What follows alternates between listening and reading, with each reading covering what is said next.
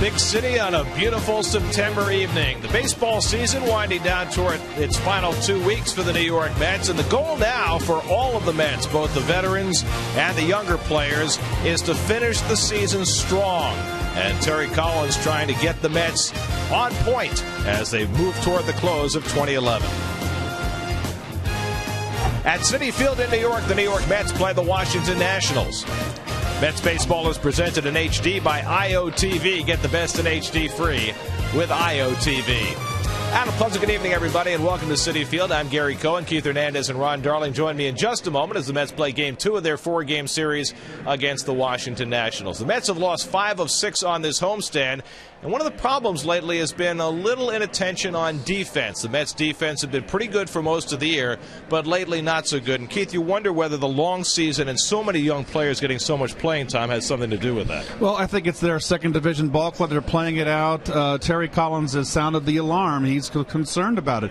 Remember, it's something he stressed in spring training, and this ball club has made 21 errors in its last 19 games, and they've made 108 errors on the season, and only the Cubs have made more errors in the National League. So they need to kind of buff up on it a little bit, pay a little more attention to detail in the final 2 weeks of the season. Dylan G will take the mound for the Mets tonight, and Ron Darling has been down in the bullpen watching G warm up. Ronnie? Well, I'll tell you, I got some goosebumps down here. I haven't been here in a long, long time. But what was great about watching G come out, he didn't come out to about 6:35. At 6:45, he started throwing long toss. He had to change his position 2 or 3 times because of the pregame festivities. But by the time he got into the bullpen, he was throwing 90 to 100% of his full velocity. He started out with fastballs on the corners, then went to his great changeup, and then finally mixed in some curveballs. Went to the stretch with Dan Worthen imitating a hitter. He would throw balls to the corner with Dan Worthen nodding in assent that, yes, that is a great pitch. It's interesting to see G now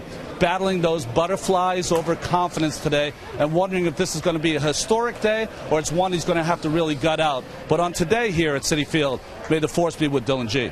Ronnie, it's obviously been a difficult second half for G after a brilliant first half. How difficult is it for a young pitcher to finish the year strong? Well, I can only talk about myself. I started out very strong, 9 wins in the first half, struggled in the second half, got it back in September. So I think this really gives Dylan a chance to really rejuvenate, really finish strong in his last 3 starts, and maybe get to 14 or 15 wins. So Dylan G will pitch for the Mets tonight. You see over at Ronnie's shoulder, Chen-Ming Wang getting ready to pitch for the Washington Nationals. Mets and Nats on a September night in New York. All the action coming your way tonight on SNY.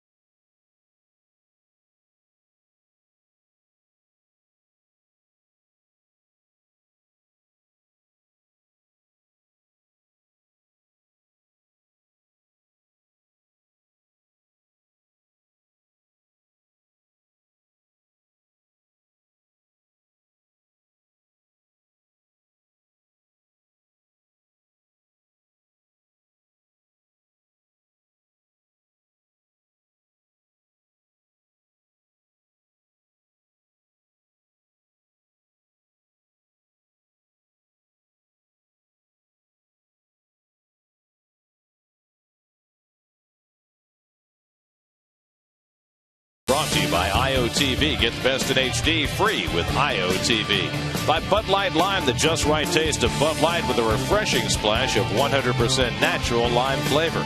By your Tri-State Ford dealers. And by Mazda. Zoom, zoom. Follow the Mets with the MLB.com at Bat11 app for your iPhone, iPad, Android, or BlackBerry. Check in using at Bat at Citi Field to receive special offers. Text at Bat to 31826 or visit Mets.com for details. Here's your Mets upcoming schedule. Remember, all Mets games on SNY are available in HD, presented by IOTV, and you can listen to every Mets game on Sports Radio 66 WFAN. Night game tomorrow, day game Thursday. Don't forget Saturday's game is now a national telecast. Mets will come back home for the final 6 games of the year, 3 with the Phillies, 3 with the Reds, concluding with a day game on Wednesday, the 28th of September. 15 games to go in the season. Mets trying to bridge their way to October. 5 games under and trying to work their way up. First pitch coming up.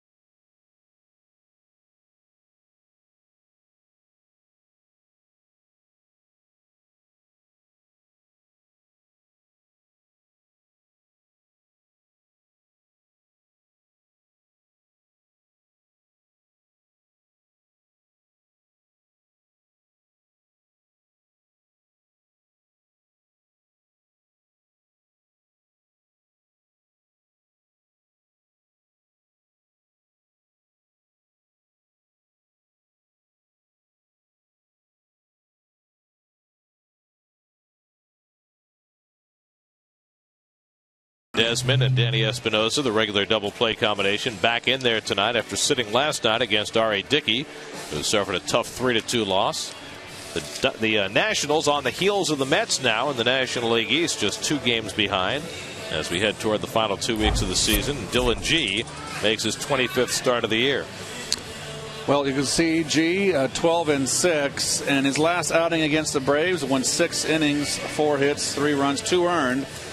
We talked earlier, victimized by an unearned run. But a lot of those lately. But it's been a bit of a struggle the second half of the season for Dylan. He got off that tremendously hot start. He hasn't been as effective in the second half. Whether it's he's young and he's tired a little bit, I don't know. But first half he was a world beater. Second half's been a lot of lessons learned. And the Lexus Metropolitan defense, well, we talked about it at the top. And those errors right there, and just the fundamentals too. An error cost them last night, but also the rundown between home and third base last night allowed the go-ahead run to advance into scoring position, wound up scoring, and that was the deciding run. So the attention to detail that man has really emphasized since the beginning of spring training. Meanwhile, Davey Johnson last night managed his first game at Citi Field, a winner for the Nats. Well, when he was in Flushing, his attention mostly was to winning. Oh, you're back. Hi, how are you guys? Nice to be here. That's a long trek back from the bullpen. You know, I didn't get to mention it there. I will tell you one thing I haven't heard in a long time, the pop of the glove from a major league fastball. Boy, that is nice to hear. Ian Desmond leads things off. Desmond 0 for 2 last night coming off the bench. And G's first pitch is in for a strike, and we're underway. I thought that was a great view that we got of Dylan G warming up, and I thought the detail on his warm-up was fascinating, particularly when he talked about him having to change his warm-up routine in the outfield. They were chasing him away, and he moved 3 or 4 times, but didn't bat an eyelash. The other thing that was interesting when G was out there, he got up, started walking out at 6:35. He started throwing at 6:45 for the 7:10 start. Not a word was spoken between Worthen, Tolley, Racanello, G, nothing. And that's that's pretty cool. It's like, I'm just getting ready. Leave me alone. Desmond pops one up over near the low fence. Tough play for anybody, and it lands a foul ball.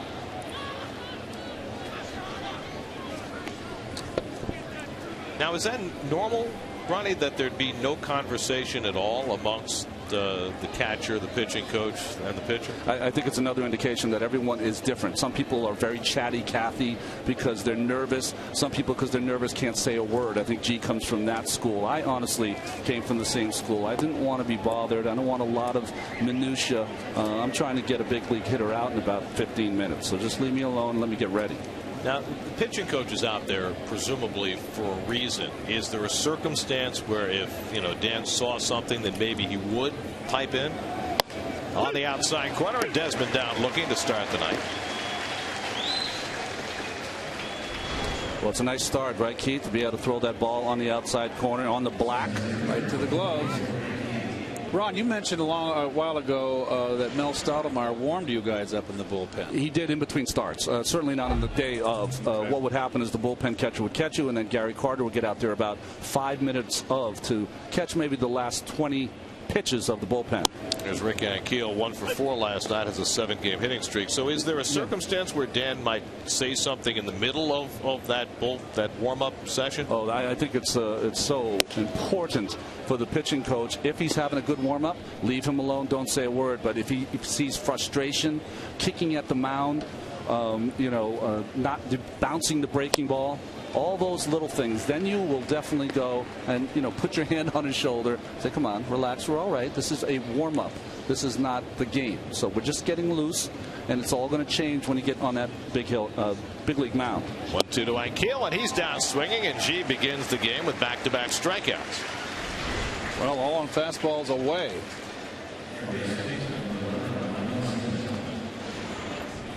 So 2 out and nobody on. Ryan Zimmerman, the batter, but the coach wouldn't be pointing out mechanical issues. No, that's you do that in between starts. Once you get to your day, you're kind of on your own to kind of fix it and figure it out. Ron, I have a question for you. When you warmed up, I've heard so many pitchers over the years go, geez, I had nothing in the bullpen. I don't know how I went out there and I threw a 3-hit shutout.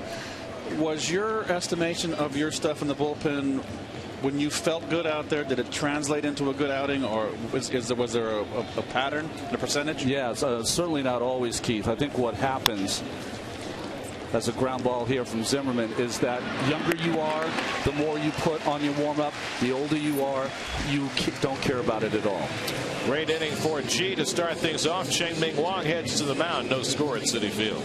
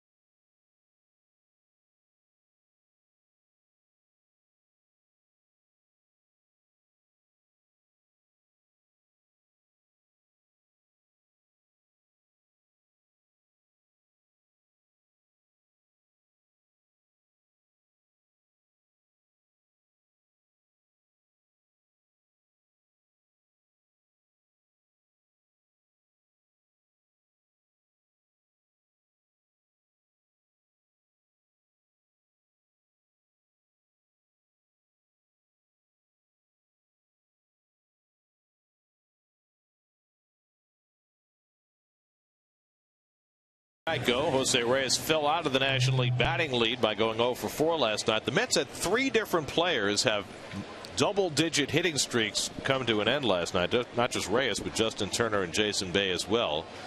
Reyes leads off, hitting at .329, second to Ryan Braun, who starts the night at .331. And Chen-Ming Wang throws the sinker low. He's been pretty good. 8 starts. He's gotten into 6 or more innings for Wang 4 times. 2-time 19-game winner, 55 and 26 when he was a Yankee. But you saw those numbers for lefties, .354 against Wang. And the other ugly number for Wang has been his first inning. In 8 starts, he's allowed 11 earned runs in the first inning. 4 of those against the Mets in his first start. And you'll remember, after giving up those 4 in the first, he gave up nothing else and wound up going 6 innings. Well, we were talking about the warm-up guys. I will tell you, I came off an injury 3 different times in the offseason. Nothing like Wang has gone through. And when you come out of a warm-up post-surgery, post-traumatic surgery that he had, it never feels the same every single time you go out there in the first inning as opposed to when you were a younger pitcher. Reyes bounces one on the right side, and so Wang, who is a ground ball specialist, starts it out with a 4-3 put out. Take a look at the Coors Light Washington National defense. And Desmond, a lot of those errors are like Wright over at third base. He's got a strong arm and doesn't have great control with it. And he made 34 errors last year, so it's an improvement, but still, that's a lot of errors made by a shortstop. Here's Ruben Tejada. Justin Turner started at second base last night. Tejada was in the lineup Sunday night, had 2 hits. Ruben at .269 for the year, and he takes a strike. With that ground ball, Wang has now worked 45 innings this year and got 90 ground balls.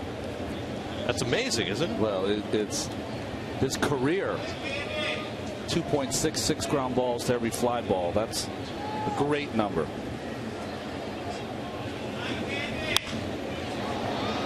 Into shallow right field and easy for Jason Worth. And quickly they're 2 out. Now, when Wang was with the Yankees, he could get away with throwing that sinker, what, 90% of the time? Oh, yeah. He's one of the few pitchers in baseball at that time could use one weapon to pitch the entire game. He'd throw occasional slider here or there, but just would bottom out that sinker and get ground ball after ground ball. But now that sinker doesn't seem to have the same velocity, does he have to change appreciably? His secondary pitches are going to be so important. He's going to have to get a changeup off that sinker. Look at that cap. Someone's birthday. Probably hers. And his breaking ball is going to have to be better.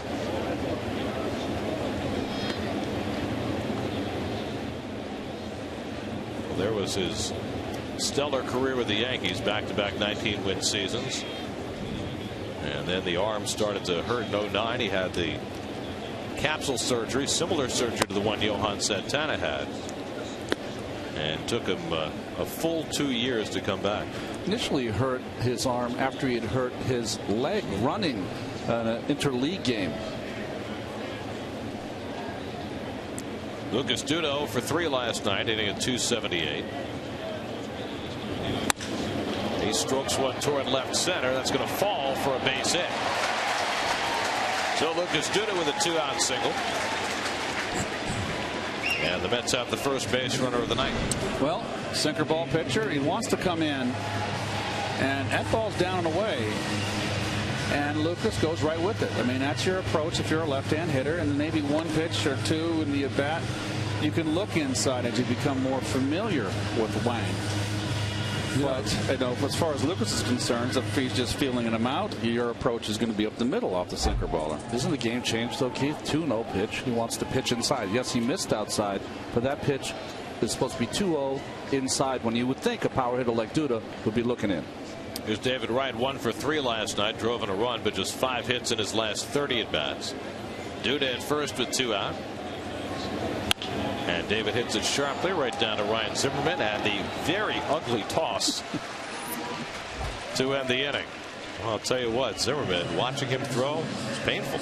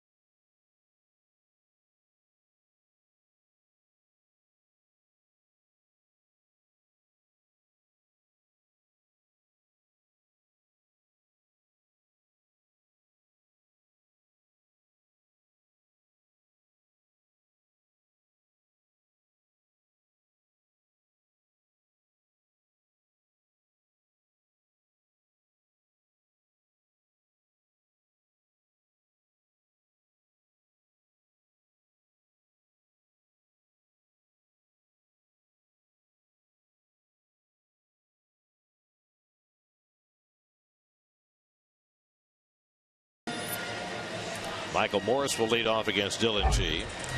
Morris 0 for 4 last night, but still 7th in the National League in batting at .307. 7th in slugging percentage. He has had himself a breakout season. And G works him away for ball 1.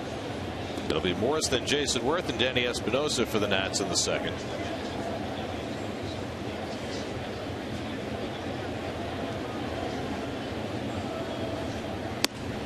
And a letter high strike with a changeup, 1-1. Keith, correct me if I were wrong. You used to start sometimes with your hands always far from your body, but then pull them back. Not that far. Okay. That was an old wrist injury I had that forced me to do that in my right hand on my own with a wrist, really. I pole vaulted off of a dugout under the eucalyptus branch, which were great pole vaulting poles, when I was like 8 years old, and I got my weight too far forward and I fell right on my hand and jammed my wrist, and it came back. I had an injury. Driven to right, and Duda with a nice read. That's as good a play as Duda's made in right field since he moved out there.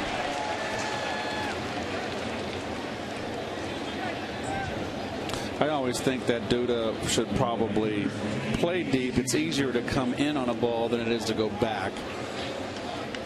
And particularly with him playing right field here in the Mo zone with that concave angle going back, it's a real difficult right field. So I have no problem with Lucas where he's playing right now. That's a deep right field. Let him play it. I just like the read he got on that ball, because sometimes he's been so hesitant, and that time he was on it right off the bat. Well, I think what he did there, Gary, is he ran through the baseball. We catch him run, and then he tends to slow down like he's timed it right. Run through it, you can always stop. Jason Worth, 3 out of 4 last night, hitting a .233 for the year.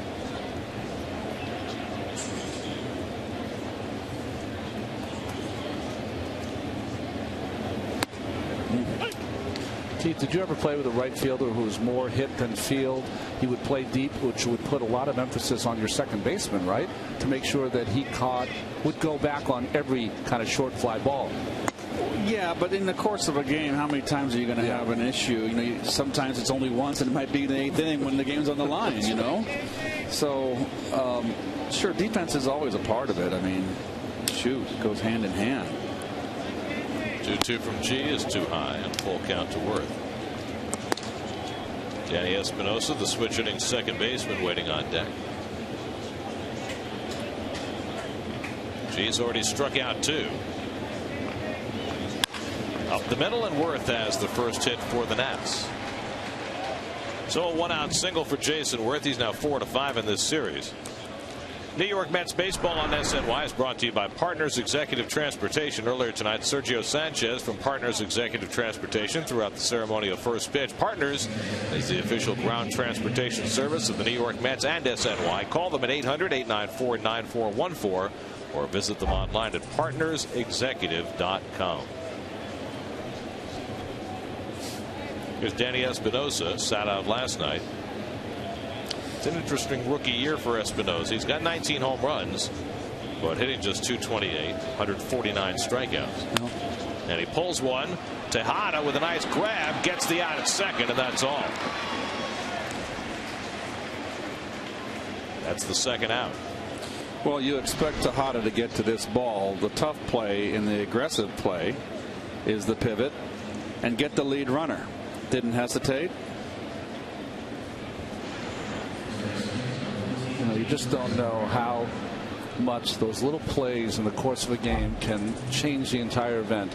Guy gets on second, a little blue pit, you've already given up a run. Now you can get away with it because it wasn't a great play, but it's a play that you have to make. Exactly. Well, it's kind of like what Keith was talking about last night, where the Mets got the run down on Ramos between third and home, but allowed the go-ahead run to get to second. That winds up being the winning run of the game. If you handle that run down a little bit better, and it didn't have to be a lot better, just a little bit better, that runner stays at first, and maybe we're still playing. Chris Marrero 1 for 4 last night. Espinosa at first. He can steal a base. 14 steals this year. Dylan throws a changeup to first. He had the grip already. Is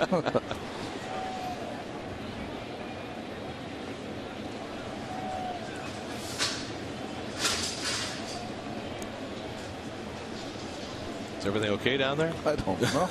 No, it's loud. Is that your son? No, that's Big Al, the security guy. Popped up.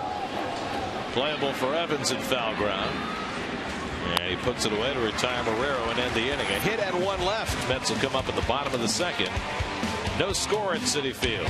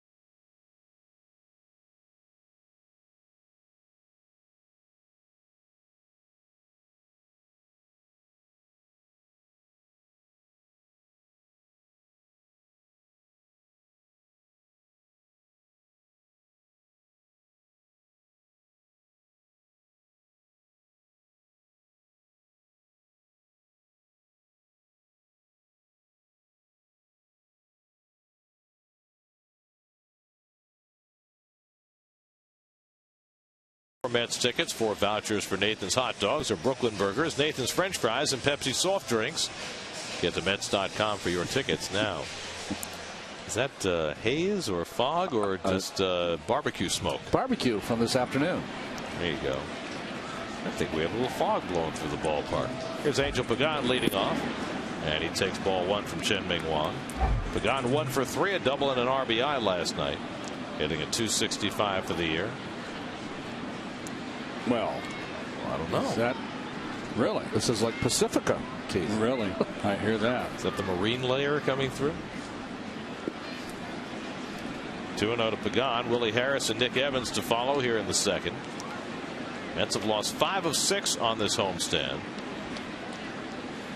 And most have been of the close variety. 1-run loss last night, an extra inning loss Sunday night, 1-run loss Friday night.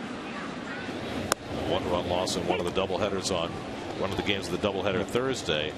And, you know, Terry Collins has spoken rather openly about his team being mentally tired at this time of year.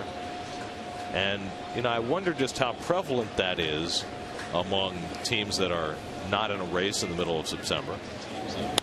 Slap toward the hole, and Pagan's got a base hit.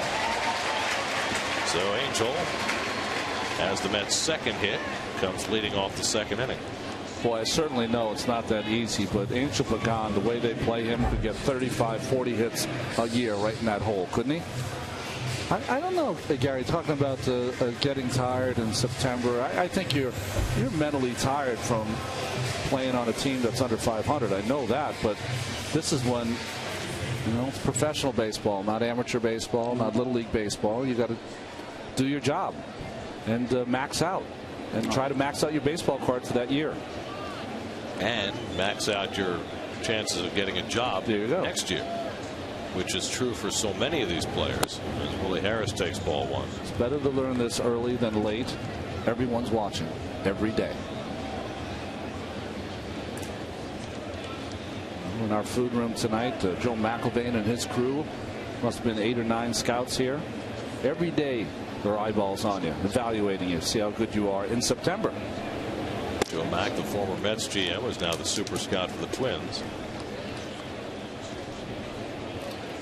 Reyes and Pagan, the only teammates in the majors this year with 30 or more steals. There's Joe. Good guy. One of the good ones. That was a great triumvirate the Mets had there up in that front office under Frank Cashin. Al Harrison, the third member of that triumvirate. Well, I think some scouts learn on the job. Joe Mack has been great ever since he started. And we knew that Frank was Caesar. I've always wondered who was Crassus and who was Pompey. Was there a Brutus? Exactly. Gary, there's always a Brutus. 3-0 to Harris. And swinging 3-0. He hits one well out to right.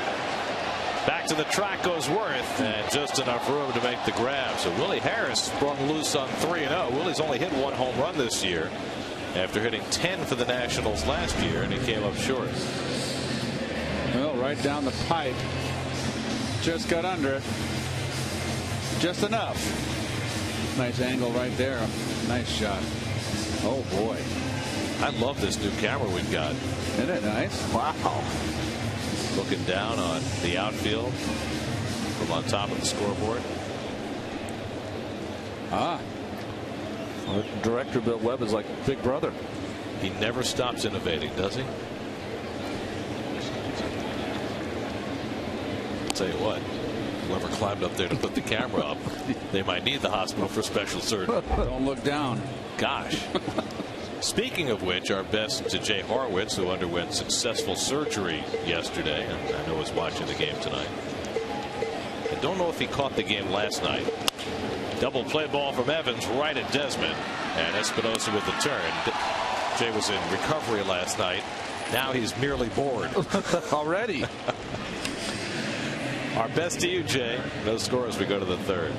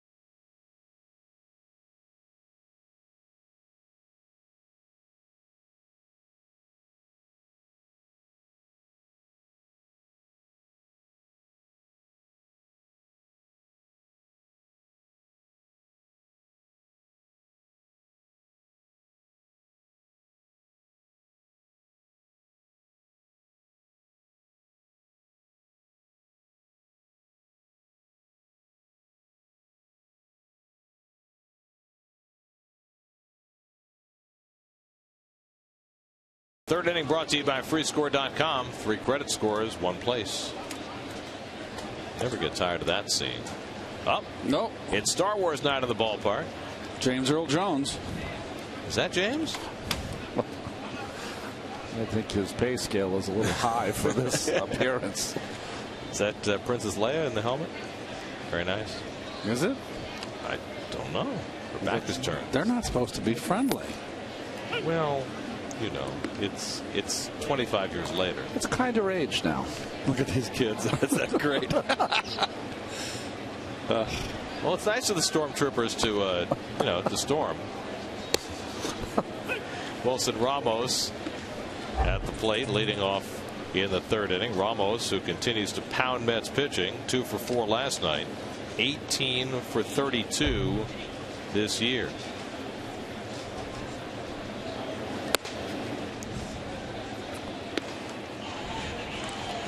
It'll be Ramos, then Chien-Ming Wang and Ian Desmond in the top of the third.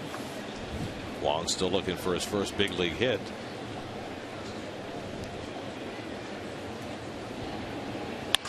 Line, Reyes, one hopper, nice grab. Now the rest is easy to get Ramos. That's a tough one hopper for Reyes. Chris Carlin and Kevin Burkhardt have continued to trade places tonight. Chris is out near the Verizon studio with an Ask the Booth. Well, go ahead and say it yourself. Keith, you're the man. It's Kevin from Fresh Meadows, guys. He's got a question. I just want to know what you guys think about Dylan G and Capiano in our lineup next year, where they be and how they do. Fellas. Reyes throws out Wong for the second out. Ronnie, you want to take that one first? G and Capuano. I think Capuano, I think, has been a great professional all season long. I think he's had some amazing games. Very, very consistent. A little less consistent the last couple of starts. I would certainly think long and hard about definitely bringing him back. And as far as Dylan G, you have a kid who's won 12 ball games. Okay, yes, it's been uneven in the second half. It's still 12 ball games on a team that's 5 or 6 games under 500. So some pitchers, they might not have all the stuff, but they're winners. And I think that's what Dylan G is. And he will be shooting for a shot in spring training, and I think it's going to be great competition, open competition this year. Well, I just think G's won 12 ball games. How many more starts does he have? He has 3 more starts. He could win 15. He's going to be in the rotation next year, bar injury. Capiano is going to be back, I feel, and you know, you need to have guys to fill the 5-man rotation. So I feel very comfortable. We'll be very happy to have these 2 guys back. I mean, please. Pitching is at a premium in the game today. Well, the Mets are 13th in the National League in staff ERA, and clearly they're going to be adding a pitcher next year, a guy named Santana. Now, what Johan Santana is going to be, we don't know. Is he going to be a #1 type pitcher or some fraction of that? But do you believe that other than Santana, the Mets will not look for starting pitching in the offseason? They'll look, but there's not a lot out there, you know. And guys that everyone coveted are having years that you say to yourself, boy, thank God I didn't give him the money. Guys like John Lackey and others. Well, let's just take it a step further. What if you were GM Ronnie Gary, and then we'll come back to it, what would be your #1 hole to fill in the ball club? Desmond strikes out. G's third of the night. He's off to a nice start. Middle of the third, no score.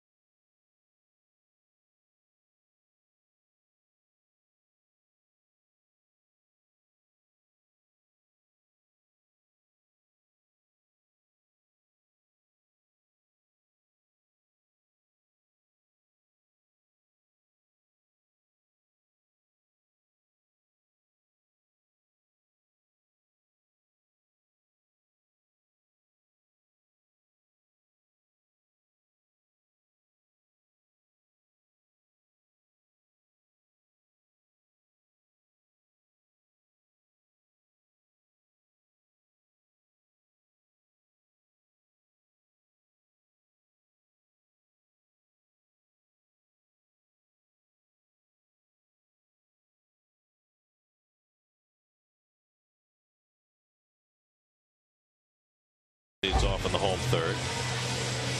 Josh hitting a .261 for the year. Mike Nicky is caught last night. Well, Keith posed the question, what would be your top priority if you were Sandy Alderson? Ronnie, you want to take that first? Wow. Well, I think we have to work backwards. Let's work backwards. Who are the people that are going to be here? Let's say Reyes is signed. Just for instance. Okay, so Bay is in left field. Your infield is right. Reyes, a combination of Tejada, Turner, Murphy, whoever they decide at second base, and Ike Davis penned in at first base. I think you need to think about your catcher. As Toley's up here, and I think you have to think about your arms in the bullpen. I don't think there's going to be as much room as Toley makes it now. I don't think there's going to be as much room in that starting rotation as you think if Santana comes back. Well, these are the guys who are under contract for next year, and there are only 5 of them: Santana, Bay, Wright, Dickey, and DJ Carrasco at a much smaller number. You know, here's the way I look at it.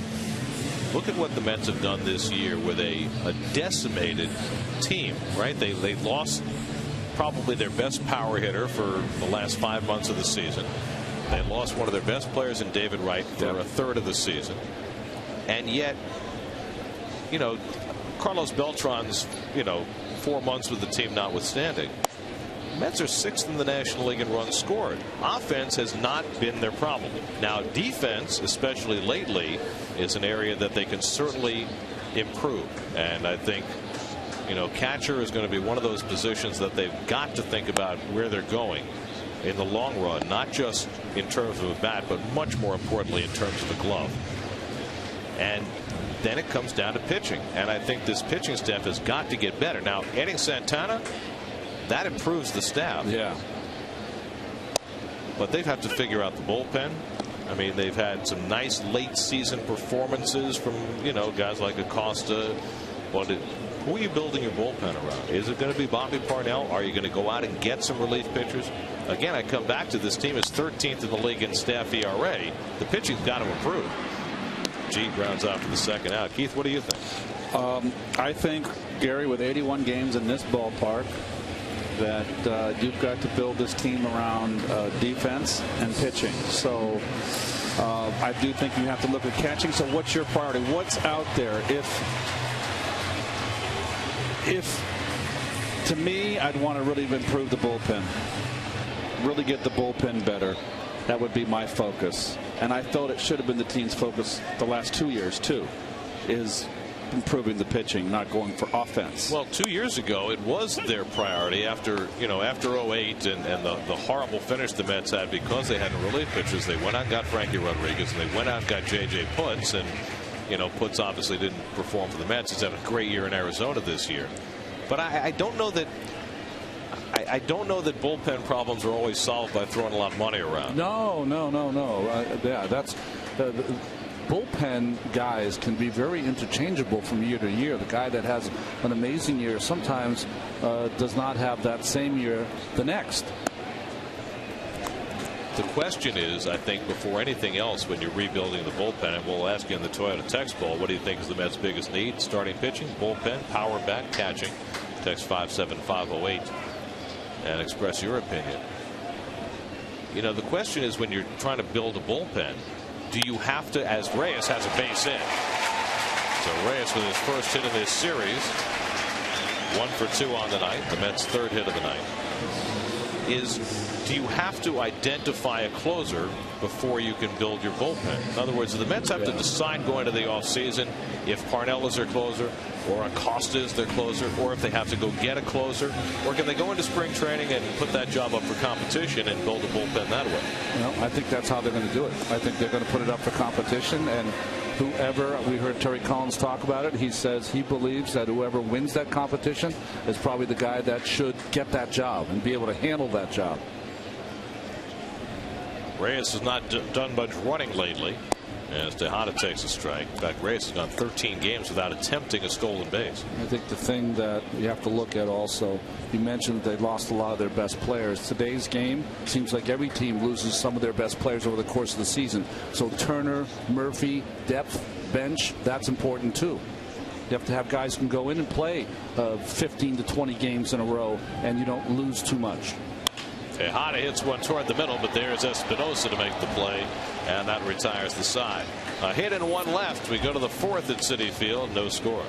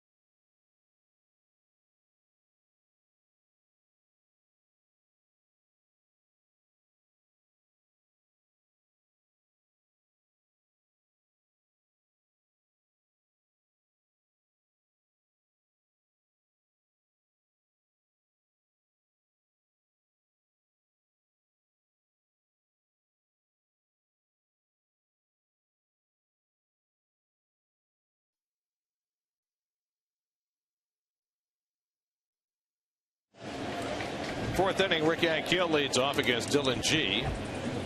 G's allowed just one base runner over the first 3 innings, and he struck out 3. Ankiel fanned his first time up, started the night with a 7-game hitting streak.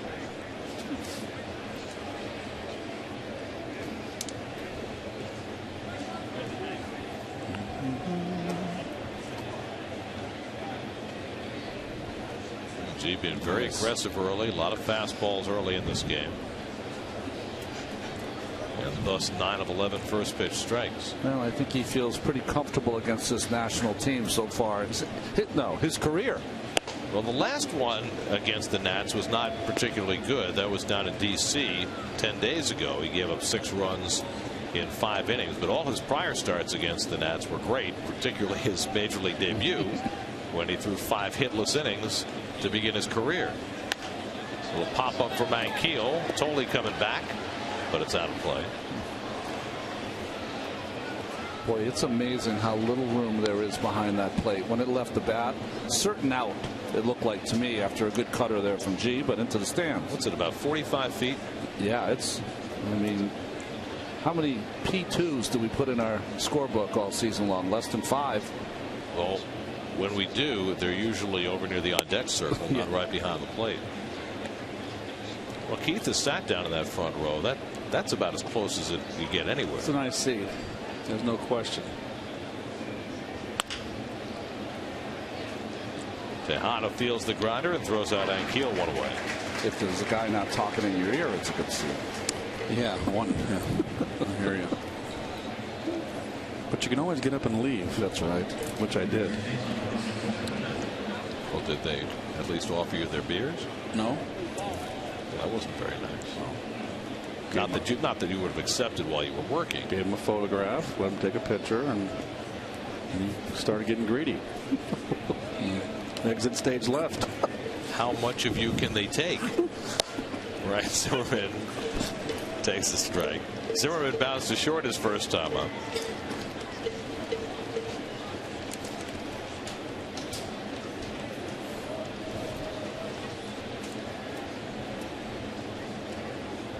And the curveball in for a strike, 0-2. Well, it's Star Wars night, it's Filipino Heritage night, but it's also knitting night at Citi Field. I kid you not. Last year, they set a record for the most people knitting at one time. Really? It was a Guinness record, and they're going for a little larger group tonight. I don't know if it's the same now, but when I was a young boy, everyone in my family, there was a lot of people that knit. I mean, that's, they knit you those comforters and quilts and all those things. Well, even the knitters are true to the orange and blue. There you go. I want to know where those folks are sitting, because I hope it's set back enough from the field, because it's very hard to catch a baseball with a knitting needle.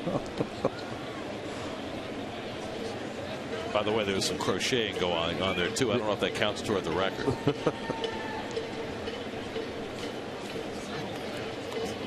Here's the 1-2 from G, and Zimmerman is down on strikes. And Dylan G roaring along. That's his 4th strikeout as he blew one by Zimmerman. Fastball up and in. It tied him up. You know what's interesting, Keith, with that big leg kick? Now I understand when these hitters say they don't get their foot down, because he did not get his foot down in time to take a proper swing at that pitch. Well, that's getting your foot down. That's Michael Morris, of course, with that. Oh, look at that technique.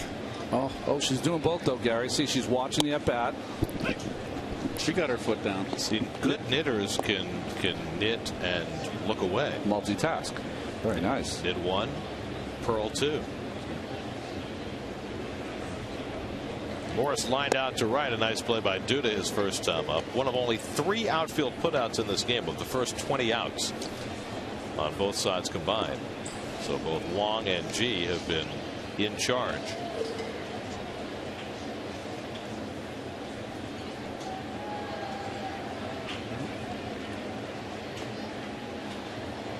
He made his debut for the Mets a year and a week ago. That number in college, very similar to Bobby Parnell. He didn't enjoy much college success, but he certainly has had a terrific pro career so far, going for his 13th win tonight. Gets the Nats out 1-2-3. Duda set to lead off.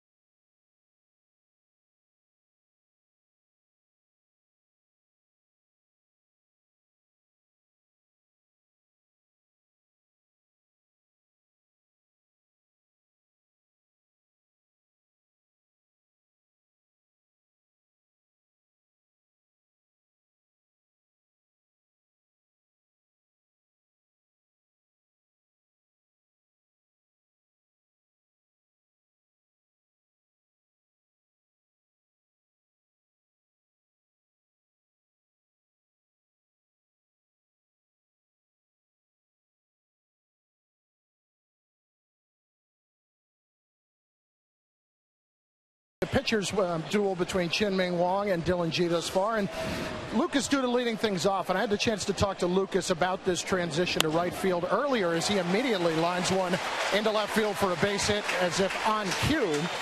We're talking about what he needs to work on, the number one thing he needs to pick up, and that is the ball off the bat, the reads immediately. He says, I'm not the most fleet of foot, but I need to learn how to read. So I asked Willie Harris about it, and he said, being an infielder, going to the outfield, the reads are going to come in time, but he needs to learn two things. Number one, he needs to learn the angles off the bat as they come for both lefties and righties, especially the righties slicing away. We saw that with Michael Morse back in the second inning, but also Willie learned this from Andrew Jones. The first half step has to be back because that gives you many, many options in terms of how you're going to play the ball, and it gets you a jump if you're out in front, guys. That's interesting. I never really heard that before, that your first half step needs to be back. I've never heard that either. No. The good outfielders that I've been around, the Mets used to have a coach who used to catch balls in the outfield with his bare hands. Kenny Berry, I think was his name. Right. Great outfielder Unbelievable. in the American League, yeah. And he used to say that the most important thing is he would look at the angle of the bat, how his pitcher threw, if you could read what the signs were, change up, more apt to pull, all those kind of things. He would factor all those things in and help him with that jump where he's going to go. Center fielder has the best, really the best angle to see where the ball's hit. Much like your middle infielders in the infield, they have the best view of the hitter and can really anticipate where the ball is going to be hit. The corner outfield positions have a tougher time. Well, also the center fielder sometimes can read the signs, and if he can he somehow relay them to the corner guys, or are they basically in the dark? I think they're too far away and in the dark. Yeah. David back with a new bat. And takes the breaking ball for a strike. There's simple things. If you play right field, there's a right-handed hitter up. If he hits a ball over your head, when you go back, the ball is going to tend to work towards foul territory, always. Boy, I tell you what, if a center fielder that far out can read a sign, he's got some serious eyes. See, now Ankiel plays deep. What Willie Harris told Chris came from Andrew Jones. Yeah. Andrew used to play 10 feet behind second base. Right. It was like Victorino, same. Right. I mean, Andrew Jones, before, the last couple of years was the best center fielder of his generation. A good guy to learn from, but, it's just such an incredibly instinctive player out there. Sometimes those aren't the best guys to learn from. He was like the natural. Right. 1-2 to David Wright. Hits it well to center, but right at Ankiel, playing deep. And due to back to first, 1 out. So who are the best defensive outfielders in the game now? If you had to take a player that you'd like a young outfielder to emulate, at each outfield position, who would those guys be? Boy, that's a tough question. I just recently saw him play a month ago, and I watched him play 2 games out of 3. And still to this day, Endy Chavez, who was playing center field for Texas, still gets as good a jump as any outfielder I've ever seen and makes difficult plays look easy. Now, he's not the entire package, but defensively, still the same. There's a strike to Angel Pagan. I think Victorino is fantastic. Yeah, Victorino has got to be top of the charts. He just patrols and gets the ball so easily. You guys like Austin Jackson for Texas? For Detroit. Oh, sorry, Detroit. I haven't seen enough of him to really know. But what about corner guys? I mean, Jeff Francoeur to me is state of the art still in right field. I don't know if there's anybody better than him. Bay's pretty darn good in left field, I'll tell you that. You got Torrey Hunter playing some right field now. He's been slowed a little bit, of course. I thought the kid from Seattle was going to be outstanding. He has struggled so hard with the at-bat. Franklin Gutierrez. Yeah. What about Ichiro? I mean, he's probably faded a little bit, but there was a time when certainly nobody had a better arm. He has a great arm. I've seen Ichiro play probably a half dozen games. I'm going to get a lot of hate mail. I'm not very impressed with his effort and his hustle in right field. He's got a great arm, though. I will give him that.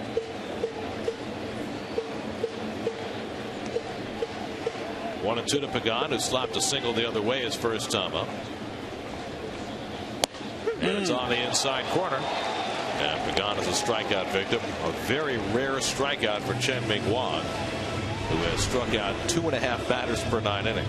Well, he's just running up sinker after sinker.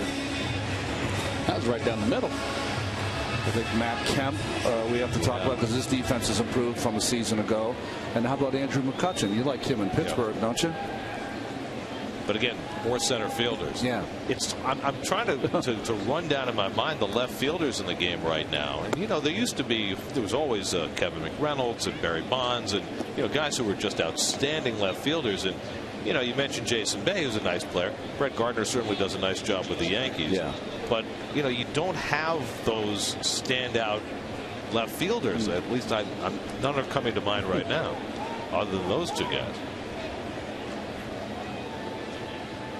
Willie Harris playing left field tonight. Jason Bay, by the way, banged his shoulder making a dive on Sunday night, and Terry Collins took him out of the game late and was going to give him the day off last night, but Jason wanted to play because there was a lefty going.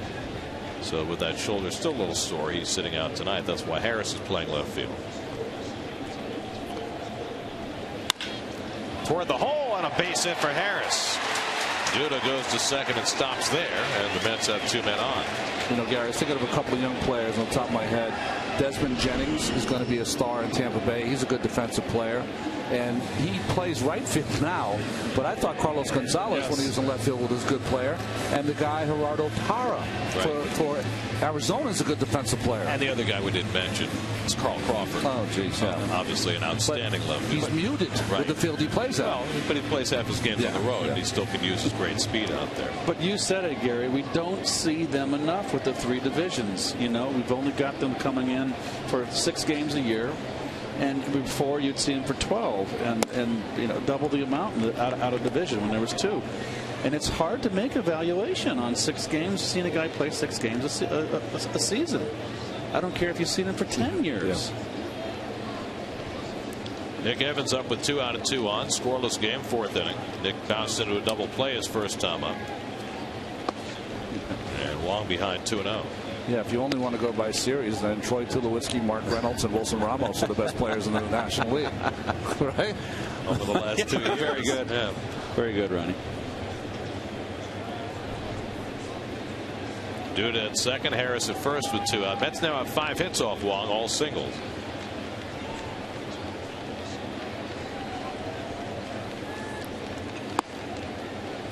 Three-0 now to Evans with Josh Tolle on deck.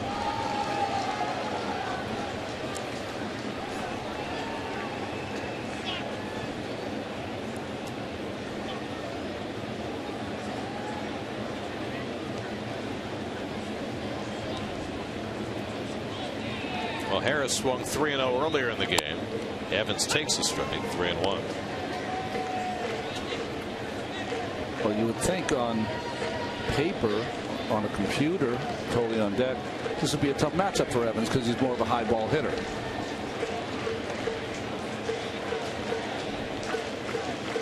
.31-year-old Chien-Ming Wang in his comeback year. Strike. A high strike from C.B. Buckner, 3-2. I don't understand why you would take 3-1 when you got a guy out there that's basically throwing predominantly fastballs. The runners get set to go. Duda and Harris with 3-2 and 2 out. And Evans strikes out. 2 strikeouts in the inning for Wong. That's a rarity. And the Mets strand a pair. After 4, no score.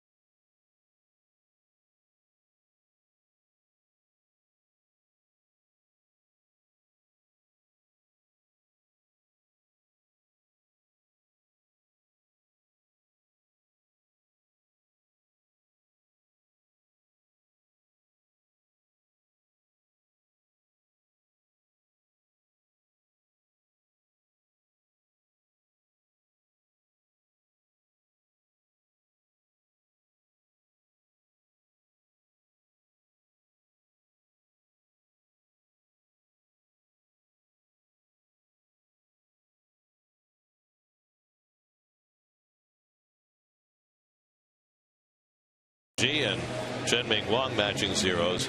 Yeah, we were just talking here during the break after watching Nick Evans take this 3-1 fastball. No, 3-1 fastball meant on base, Gare. Runs ducks on the pond, and you know, you work for a 3-1 count. The pressure's on the pitcher to throw a strike, and he's more apt 3-1 if he doesn't want to walk a batter to throw one down the, you know, a nice pitch to hit like that one was. I think, you know, this is not an indictment on Nick. I think what was shown here is that I asked Keith in the break, I said, am I such a dinosaur that on a 3-1 count, you know you're going to get a fastball, there's people on base that taking that pitch instead of making an attempt at it is more important.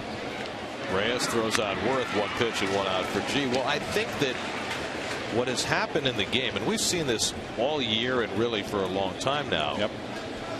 You know, you've seen more 3-1 fastballs taken for strikes than I think we've ever seen before, because the mantra from every organization and every hitting coach is to work counts, and the emphasis is on on-base percentage, which means that they want hitters to draw more walks. And I think, and you guys can speak to this better than I can, I think in some respects it's made hitters a little more passive than they used to be in RBI situation. Well, I just think that you have people making decisions in the game now that have never played. They're number crunchers, and there's nothing, you know, there's nothing wrong with those kind of people in the front office.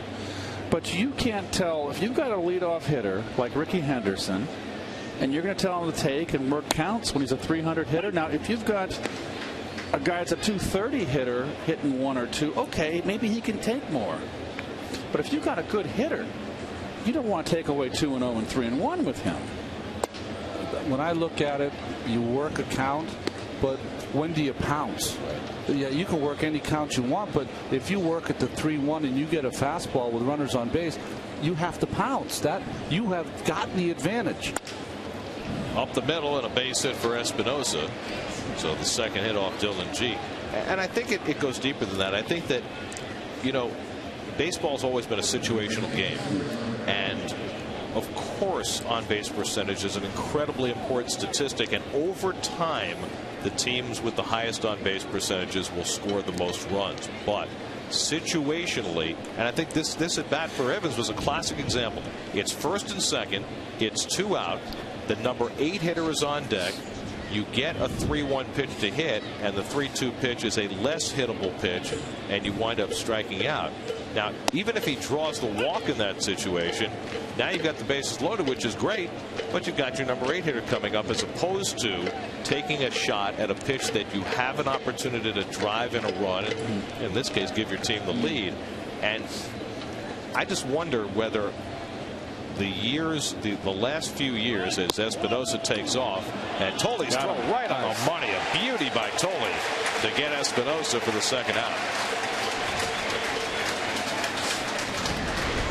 Well, nice throw by Josh right here. No wasted motion, and he's out by a mile. Gary, now I just wonder whether the years of this mantra have changed the way hitters approach their at-bats. You know, and I just want to say one thing, and I think it's important. You know, Nick Evans, 3-1, may have looked middle in because it's a sinker ball pitcher. Sinker ball pitcher. He may have wanted the ball middle in, and the ball was away. It was up. Yeah. And so maybe if you're looking middle in, fine. So we're not indicting Nick here, because only Nick knows his approach there, what pitch he was looking for, what area. But another point, Gary, first time you face a pitcher to first at bat, okay, you get up, if you've seen all his pitches. I see more guys as a base hit to right field right there, line drive by Marrero. I see more guys the second, third time up off the starter. Take a fastball first pitch. If I got a pitcher out there that's got good stuff, and got a good curveball changeup, I'm not going to go deep in the count off a guy like that can throw a curveball or in a changeup and has good stuff. If he gives me a fastball first pitch, I'm one pitch out of the box. I'm covering the plate. Maybe there's a reason why guys like Halladay, Felix Hernandez, and Lee, they're the anti-on-base percentage guys, because they pump so many fastballs, so many strikes, that you are not going to work the count. You're going to swing the bat, brother, and that's what they do. That's the way it was with Maddox, too. You know, teams would get an 0-1 hole first time through the order. Second time through, they're all up there swinging at the first pitch. You know, and here's another point. You know, we're talking about taking a 3-1 fastball. We'll take the Mets as an example this year. When the Mets have put a 3-1 pitch in play this year, their batting average is .313. Well, certainly. When they put a 3-2 pitch in play, it's .234. That's an enormous difference. G gets another ground ball. 2 hits in the inning, but G and Wong still in a battle halfway through.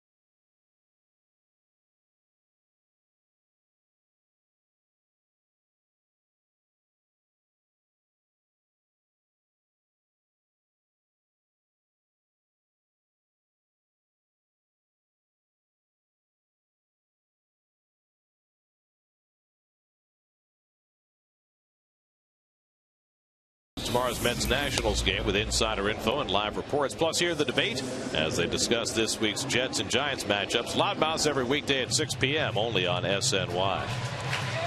Here's your Dalton Keep Climbing 5th inning recap. All pitching tonight. Dylan G and Chen Ming Wong hooking up in a dandy as we go to the bottom of the 5th. Boy, I'll tell you what, this new camera on top of the scoreboard is providing some fantabulous views tonight. I love that overhead of the Shea Bridge and the bullpens. That was just stupendous. Josh Tolley grounded to short his first time up. And he socks the first pitch out to left center. That's a base hit, and it'll go back to the wall. Tolley has the first extra base hit for either side. His 16th double of the year. Well, what did I say? First ball, fastball hitting. I mean, come on. You're a left-hand hitter. That's what Wang's going to do. And he got it up. Makes a mistake, and you got a leadoff double. These not at pitches up and away, going right with it. Nice pitch to hit. Belt high. So the Mets looking to break the ice. Have a runner at second with nobody out. And Dylan G up there to bunt. We'll see how the Nats play it. G grounded out to third base his first trip. And they play straight up, and G takes a strike. Dylan has 7 sacrifices this year to go with 5 hits. And Espinoza at second base is vacating his position way too early. We've seen a lot of second basemen do that this year, haven't we? Yes, we have. And I know it's September, but keep an eye on him. See if he does it again. He's not doing it this time. Someone must have told him. That's much better.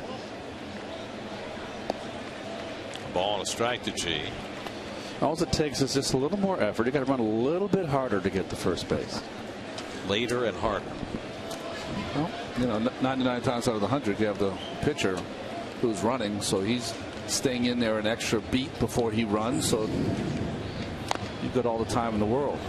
G fouls off the bunt attempt, and now he's in a 1-2 hole. I'll tell you one thing that the Mets have got to do next year in addition to pitching better, their pitchers have got to handle the bat better. This has been a very, very poor year for Met pitchers, both hitting and bunting. And you look around the league and the teams that are at the top of their division, the Phillies, the Brewers, Diamondbacks, they all have real good athletes who pitch and bunt and can hit. Well, it's all about helping yourself, right, Ron? That was the terminology. Especially in a game like this. And G strikes out trying to bunt. Third strikeout for Wong. It's a real disappointment, I know, for Terry Collins. It's something, I mean, he's had them out there for bunting practice on multiple occasions, and Terry has, thrown the pitches from 20 feet away and really challenged them to improve their bunting, but it's just not been good. When you bunt to third base, there's an impetus on you as a pitcher to get as close to the plate as you can, because that ball in the outside corner you can't reach, and that's what happened to Dillon right there. So now Reyes is 1 for 2 tonight, has his average up to .330, a point behind Ryan Braun. And he slaps one foul. And there's a Reyes attacking the first pitch, and that's the sinker upstairs.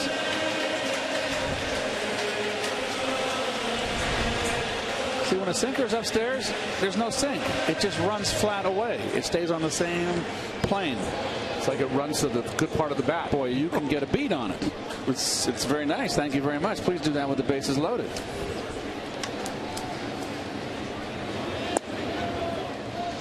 Change up from Wong. Well, there's the Mets on base percentage this year. They're second in the league. Not as high in runs scored, and they've left the most runners on base of any team, but they've also they're 13th in home runs. And Reyes hits one up the middle, pass to Desmond, base hit. Here comes Tolley, the throw by Ankiel, and Tolley is out. Rick Ankiel, the best outfield arm in the National League, does it again. Well, he's got a cannon. And Reyes, I think, on this play has got to try to force the cutoff. And that's way overthrown. He should be on second base. Well, it's interesting. Worth was playing center field last night. They switched him because Worth is not 100%.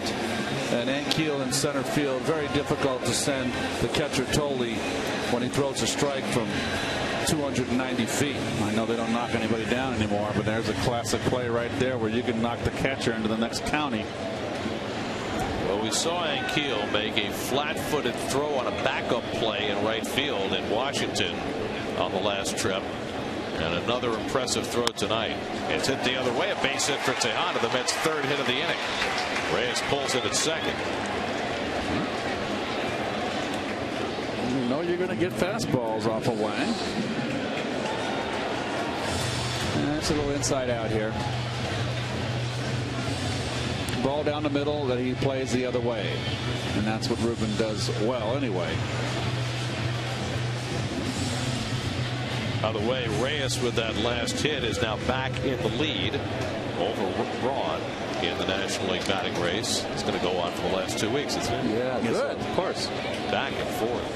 Braun right now at 3.3072. Reyes at 3.3130. Duda's 2 for 2 tonight. Single to left center, single to left. Stormtroopers and Chewy. They got Chewy under arrest. That's not John Roush. You're lucky he's not playing with the Nats anymore.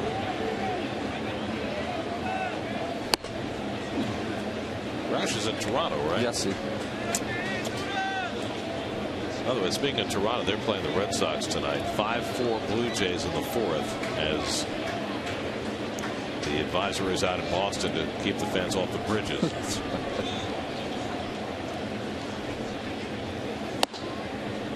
Two balls and a strike to Duda. That's Wakefield again trying for his 200th win tonight for the Red Sox. Bautista has his 42nd home run of that game for the Blue Jays. It's Wakefield's 8th crack at 200. Wow. He may not get another. 2-1 to Duda with 2 out of 2 on. And Wong misses inside. Now it's 3-1 with David Wright on deck. The Mets now have 8 hits off Chen-Ming Wong in 4 2/3 innings. But they've yet to crack the scoreboard. Ankiel making sure of that here in the 5th. Interesting. You see that 3-1 count. Wong took a little look in the on-deck circle to see who was there.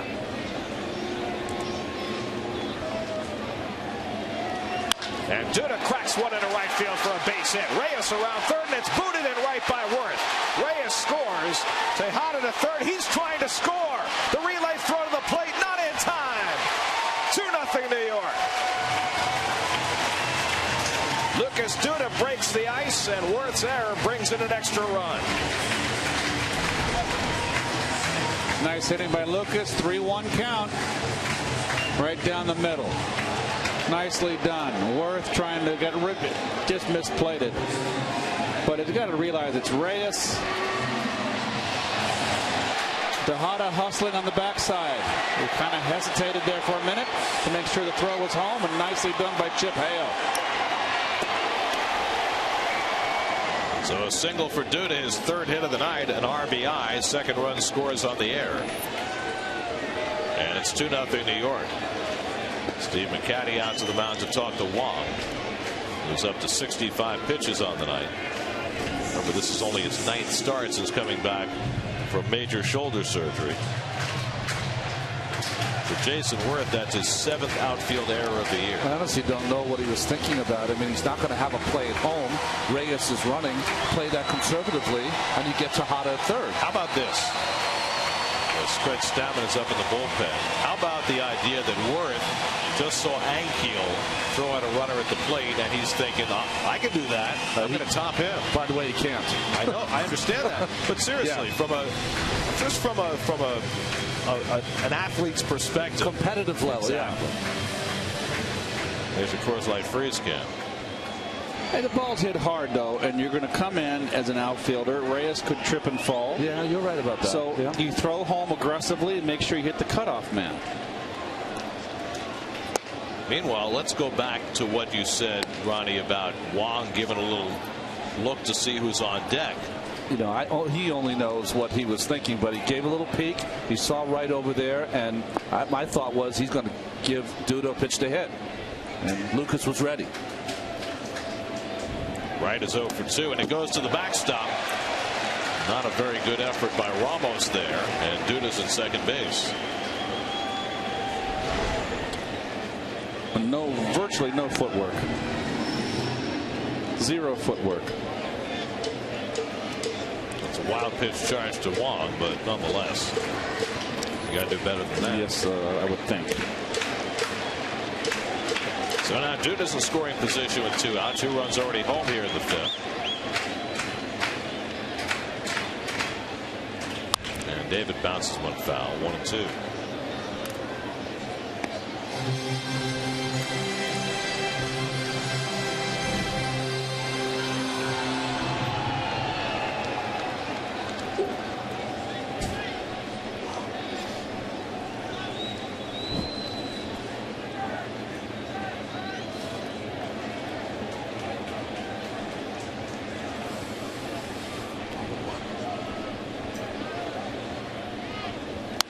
Wright bounces another one foul. Broke his bat on that last swing. That's 2 bats already to Wong. Well, he's just staying in David's pots and pans, running that sinker on his hands. See the pitch count. Easy the first 2 innings for Wong, despite giving up a couple of hits, but Mets continue to attack. 4 hits in this inning and 2 runs home.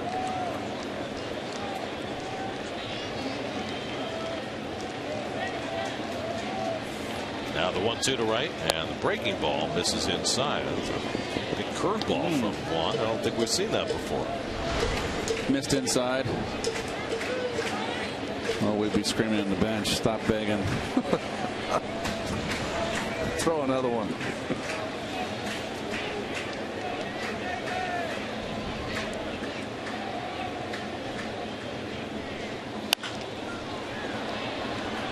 David playing Pepper with the tarp. It's 3 of them in this at bat. Well, he's been able to get that pitch on the inside corner, running in, and really for David, there's no keeping that ball fair. Pagan would be next.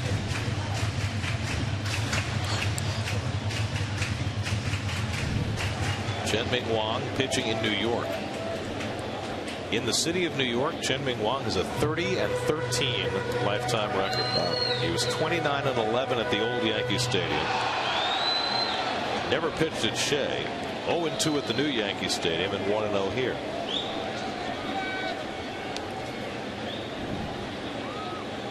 Seventh pitch coming to right, and he struck him out with a slider. So Wang fans right to end the inning, his 4th strikeout, but an entertaining inning. The Mets had 4 hits in the inning. Tolley got it started with a double. Reyes with a base hit, but Ankiel with a great throw to get Tolley at the plate. But then Duda's hit and Worth's error bring home 2. And the Mets out to a 2-0 lead.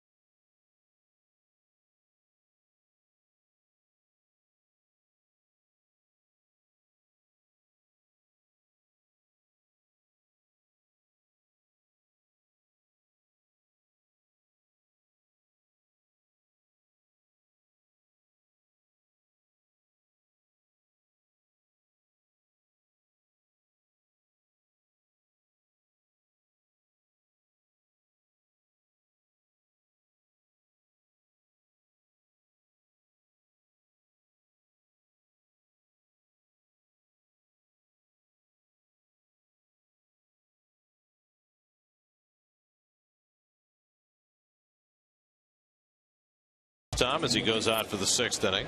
Alex Cora, the former Met, pinch hits for Chien-Ming Wang, and he takes a strike. Cora hitting a .221 on the year. Ian Desmond and Rick Ankiel to follow here in the 6th. Dylan G bidding for his 13th victory of the season. If he gets it, he'll be the first Met rookie to win 13 games since the historic rookie season turned in by Doc Gooden in 1984. Doc won 17 and set the rookie strikeout record. Set baseball on its ear. He did. Whose strikeout record did he get that from the American League? Herb Score. That's right. Cleveland. It's the all-time list of rookie winners, and Mr. Darling's on that list. Very nice, Ron. Strike 3 called. Cora out on strikes. That's 5 strikeouts now for Dylan G. 1 out of the 6. Time for a New York State Smokers Quit Line game break, and Kevin Burkhardt is standing by. Kevin.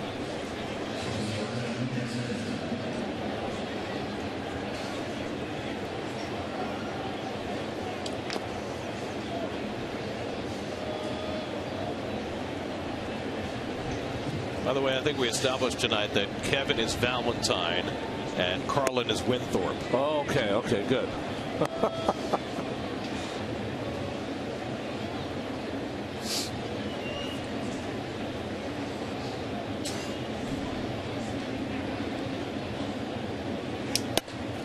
Off the plate, it's 2-0 to Desmond. Craig Stammen up again in the bullpen for the Nats. Look like they'll be coming out of the bottom of the 6th. You know, Winthorpe obviously has a rough time of it, but he gets the girl in the end. That's right. Shallow right field, a long run in for Duda, who got a late start. He's not going to get there. Well, there's that half step back, and that's not a good thing when the ball's in front of you. And Desmond has himself a pop fly single.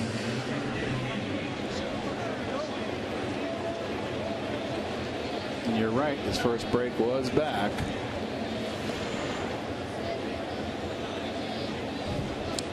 Right now, that seems to be the toughest play for Lucas. When you are a new outfielder and you don't want to make a mistake, your first move is always back. It's always conservative, not aggressive. So here's Ankiel, who made that great throw from center field. 0 for 2 tonight, struck out and grounded out. But there's almost like a baseball axiom. The more you try not to make a mistake in this game, the more the baseball comes to you, or seems to anyway.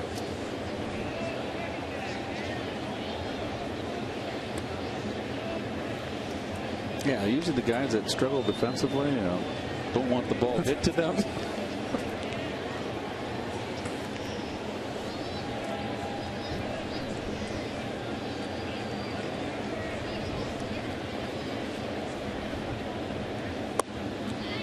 Change up from G, and it's 1-1. What did Tommy Lasorda say? What does he say before he goes to sleep every night? He prays that his family will be fine and will be happy, and that in tomorrow's game no one will hit the ball to Steve Sachs.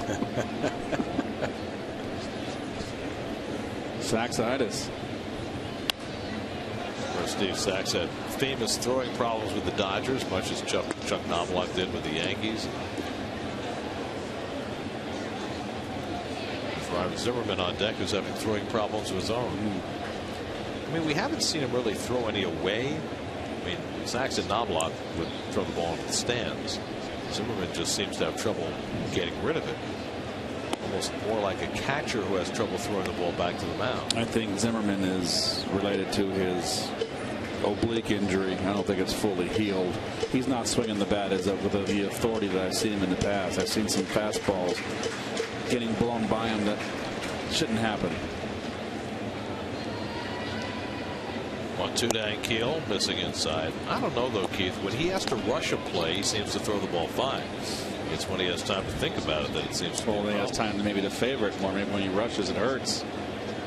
Yeah, he made that throw from his knee last night with no problem at all. Yep. He still puts a lot of air under it. When he first came up, he used to have a bullet for an arm. I bet you next year he'll have a bullet, and we'll see a bullet in spring training. I mean, when Zimmerman first came on the scene, he was the closest thing to Scott Rowland that we'd seen in a long time. Rowland has been the state-of-the-art third baseman for his generation. Yeah, state-of-the-art, and Rowland, is such a big man and had such great range. I think Rowland was in his prime was the best third baseman of this generation playing right now. 2-2 to Ankiel. Runner goes, and it's hit toward the gap in left center field, and that's going to get between them into the wall. Desmond can waltz on in. Ankiel pulls in at second with an RBI double, and it cuts the Met lead to 2-1. So Ankiel, after saving a run, drives in a run. Well, Ankiel continues to feast on Met pitching. That ball's on the outside corner, but it's up, belts high, and he goes right with it.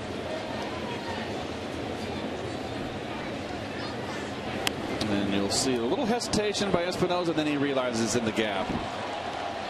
And he can just, as Gary said, waltz home.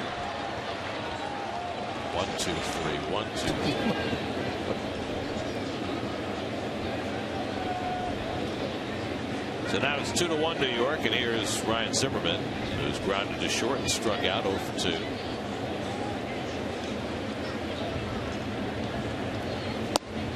And a fastball strike. Well, see the IOTV pitch differential. The ball is more outside, but like Keith said, waist high. So it affects the movement.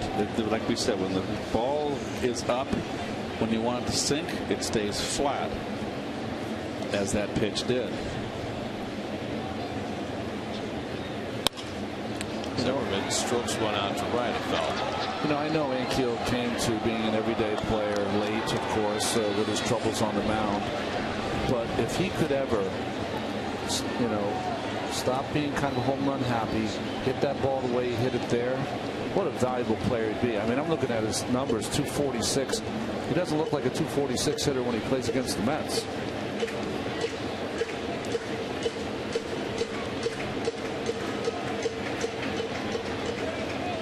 G ahead on Zimmerman 0-2. Can't get him to chase upstairs. Well, G was given a 2-0 lead. Didn't get the good defensive help on Desmond's ball that fell for a hit. And then Ankiel cashing that run. Now the tying run at second base. Mike Morse on deck.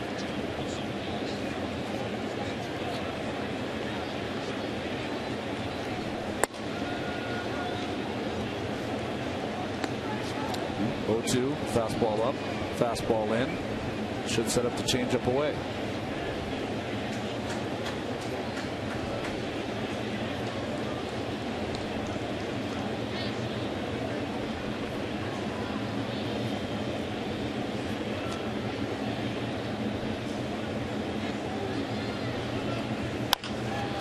Bounce to short.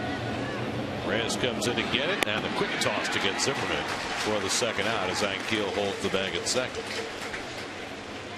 Is that a little cutter from G? Yeah, I think that was a cutter. 86 miles an hour. Takes the changeup out of play. See how it comes out of his hand.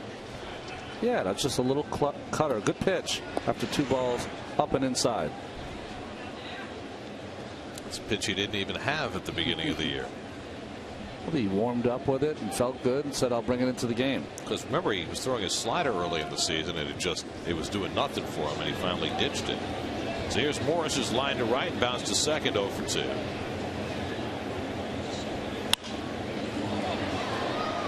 In that increasingly hot National League wild card race, the Cardinals tonight are leading the Pirates 4-2 in the 6th. And the Braves are trailing again 1-0 to Florida. That game's in the 6th inning after the Marlins beat them in 12 innings last night. Who's pitching for the Braves? Minor? Braves can't score. There's scuffling. So they've lost 9 of 12 now, and that includes sweeping a doubleheader here. Yeah, Minor's pitching against Brad Hand in that game in Atlanta, which is now gone to the 6th.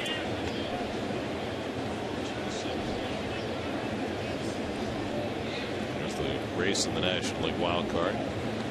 Giants closer in the wild card race than they are in the West now. 8.5 behind Arizona. The Phillies, by the way, can clinch a playoff berth tonight. If they win or the Cardinals lose, the Phillies are in. Then their magic number for clinching the National League East is 5. So the Phillies will almost undoubtedly finish the year with the best record in baseball. They're 94-50 right now. Playing in Houston tonight. 2-1 to Morris with 2 out. And he won't go for that pitch off the plate. 3-1. In that American League wild card race, also getting tighter by the day, Tampa Bay 3 games behind the Red Sox, leading 2-1 in Baltimore in the 7th. And Boston's gone back and forth with Toronto. The Red Sox now up 6-5 in the 5th at Fenway. Deep to center. Pagan gets turned around. It's over his head and up against the wall. That'll tie the game as Ankiel comes in. Morris with a long double, and it's a 2-2 game. How many times do you have pitchers cruising and then one pitcher blinks? The other pitcher goes out there in the other half of the inning and gives it up right back. This is a 3-1 pitch with the runner in scoring position, by the way. Cutter. It's not a bad pitch. And he was diving. He was diving and knew it was coming. Guessing outer half. Got it. Pagan, long way to run.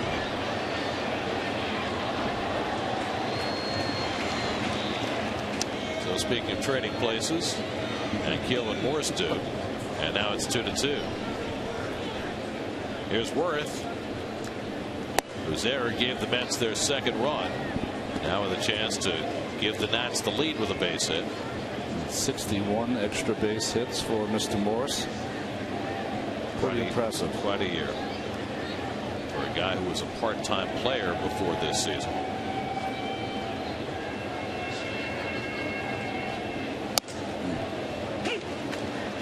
There is that American League wild card we mentioned. Rays and Red Sox both leading right now. Wow.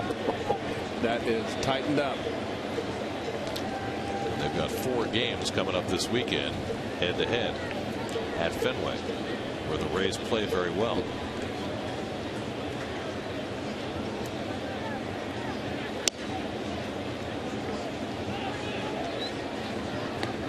So we went from having no races to having a few that could get very interesting.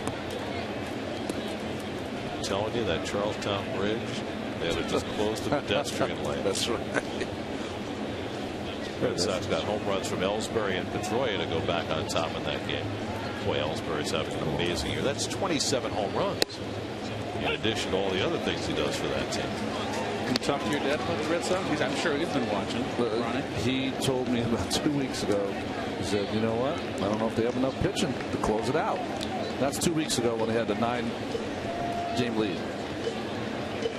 Well, Euclid just announced that he's going to put off surgery.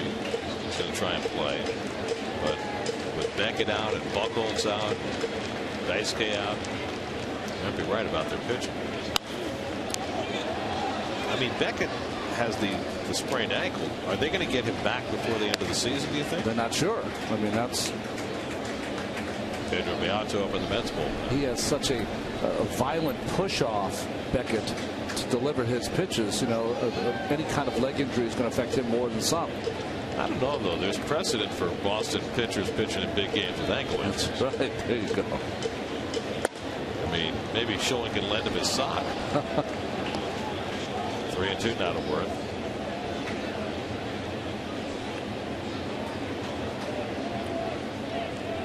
Not coming easily for G here in the 6th. This will be his 30th pitch of the inning. 3-2 to Worth, and he walked him, and the inning continues. First walk of the night issued by Dylan G. And that'll send Terry Collins out to the mound, and G might be done at this point. With Danny Espinosa coming up, the Nats have 2 runs home in the inning to tie the game. Let's see, is he going to take the ball or just deliver a talking to? He's going to have he's going to have a chat. Boy, I like seeing that. That is good. Went out there, delivered his peace of mind, a little fist bump to the chest, and let's go, son. Get an out. What kind of words might come out of a manager's mouth in that kind of meeting? He'll come out and say, hey, listen, how do you feel? You all right? I mean, I'm going to trust this game to you. I think you can get out of this inning. Can you get out of it? Yeah, of course, Skip. All right, let's go. It's testing your mettle right here. That's what it is. So G will take on Espinosa, who singled to center his last time up. It's been a rough stretch for Dylan after a great start to his season. A very uneven second half. Got off to a great start tonight, allowed just 1 base runner over the first 4 innings, but it has been very difficult since. You go back to June the 10th, and Dylan G, since June the 10th, in 15 starts, is a 5.44 ERA.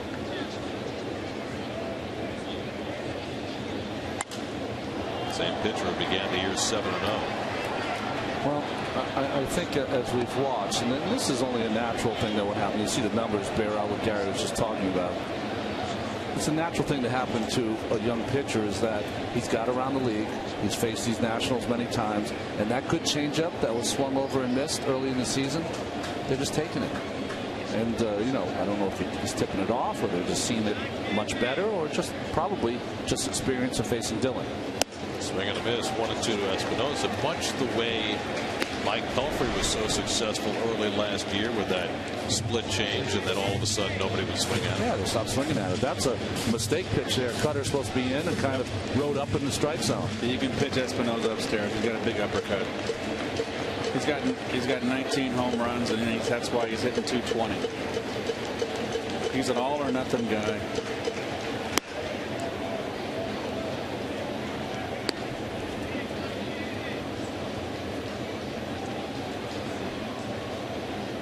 Chris Marrero would be next. G about to throw his 35th pitch of this inning.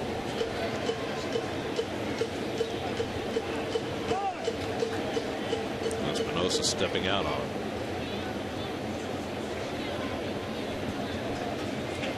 Danny Espinosa, 19 home runs, just one shy of the franchise rookie record.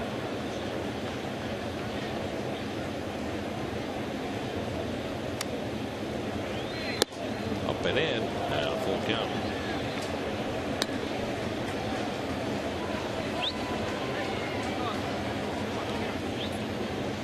Well, I think what Dylan's going to have to do when he comes to spring training next year, he's going to have to be absolutely behind fastball command, because that'll set up everything else. He's going to have to get a little dipsy doodle curveball that he can throw over for strikes to start in that bat. Remember, they had a big at bat against Bernardino at the Nationals early this year. 3-2 curveball. Morrison Worth gets set to run, and it's outside, ball 4. So after Collins went out and allowed G to stay in for one more batter, he walks Espinosa, and that's going to be all for Dylan G. Back-to-back walks to end G's night. And he'll take his exit after 5 2/3. Came into the inning with the lead. Now it's a tie game, and he'll leave with the bases loaded. The call to the bullpen brought to you by Lincoln. Pedro Beato will begin the long walk in. We'll be right back.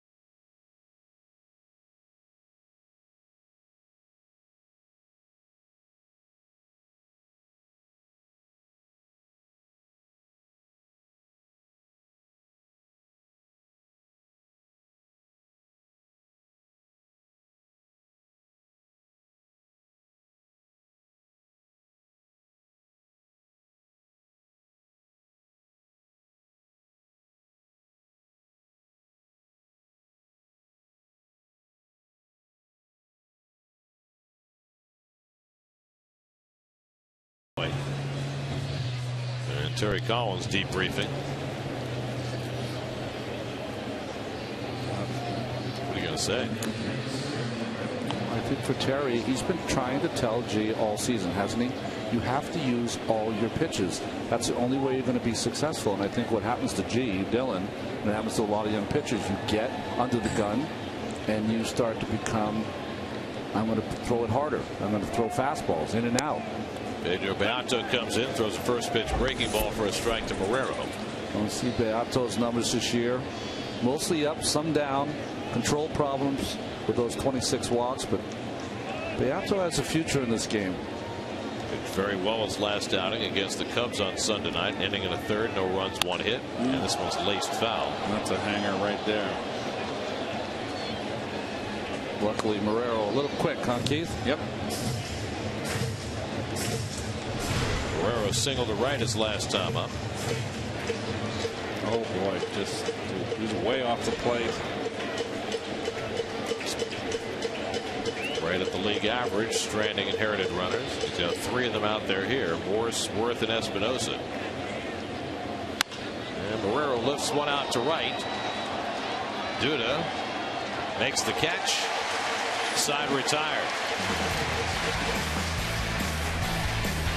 The Nationals rally to tie it after a ball fell in front of Duda for a hit. Ankiel delivers a double to drive in the first run, and Morse brings Ankiel home with the second. 2-2 in the middle of the 6th.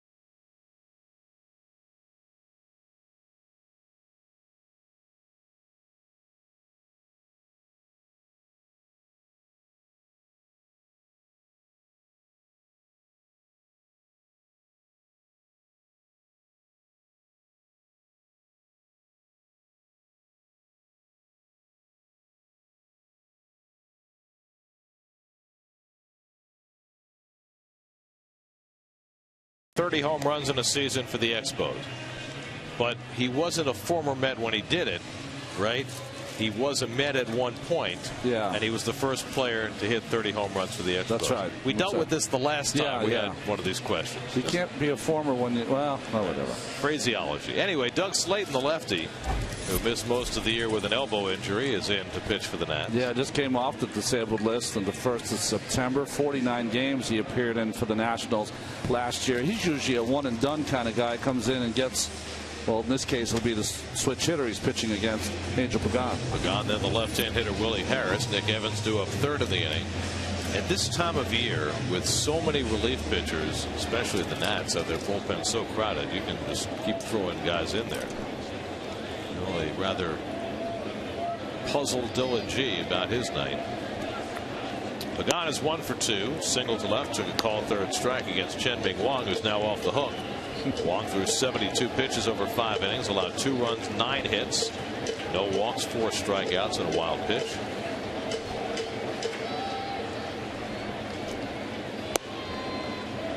2 balls and no strikes to Pagan.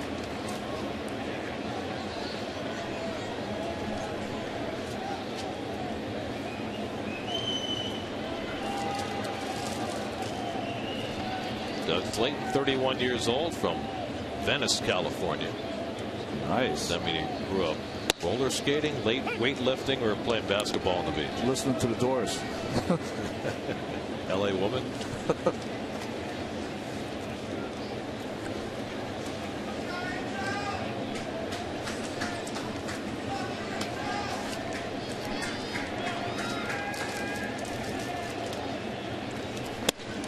And he misses inside to Pagan, 3-1. Angels hitting about the same lefty and righty this year, batting average wise, but all of his home runs have come as a left-hand batter.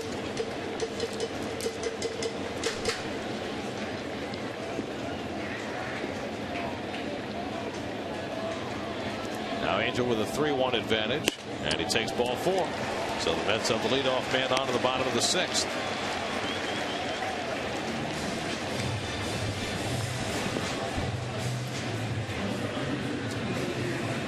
bunt here? Early in the game, isn't it? I think. Zimmerman playing in the corner, not quite sure. Over there at third base. Harris in his limited chances has hit lefties pretty well this year. And he has a hit in his only career at bat against Slayton. And he's up there ready to hack as he takes the breaking ball for a strike.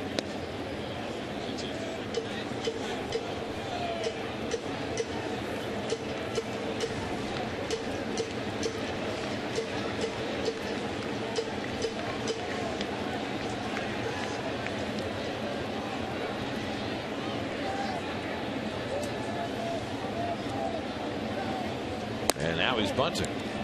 So he took a strike. Asked to bunt on the second pitch. Well, he was given a strike by his manager. You've got one pitch to hit, and once you don't put it in play, I'm going to put the bunt on. And it was interesting to watch Willie because he got, after he took the first pitch for a strike, he got in the box, and Chip yelled at him. He stepped out of the box, which is almost an automatic that they have put something on. Now you can take it off again. The reason I say that as a pitcher, you might think to yourself, boy, he's bunting now. He's given one strike. I'm going to pop a fastball in there if he's bunting. Well, he could take advantage of it. If you're a hitter and you're up with a man on first base, are you always looking to the third base coach? Absolutely. Yes. Every pitch. No matter who you are. No matter who. Even if you're the big slugger in the middle of the lineup. Yes. You always give a courtesy look at least. You never know. Now, I might get a hit and run, and I had to look. I want to know if someone was stealing. I got a steal sign.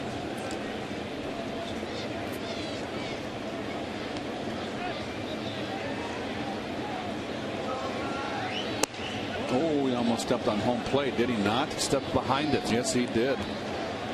Step on the plate, you're out. He's so deep in the box. Watch his left foot.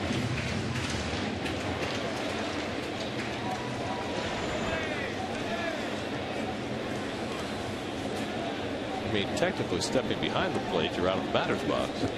Wow.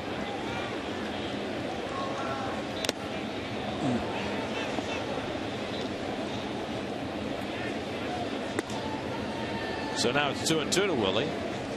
And we'll see whether the bunt stays on. You think not.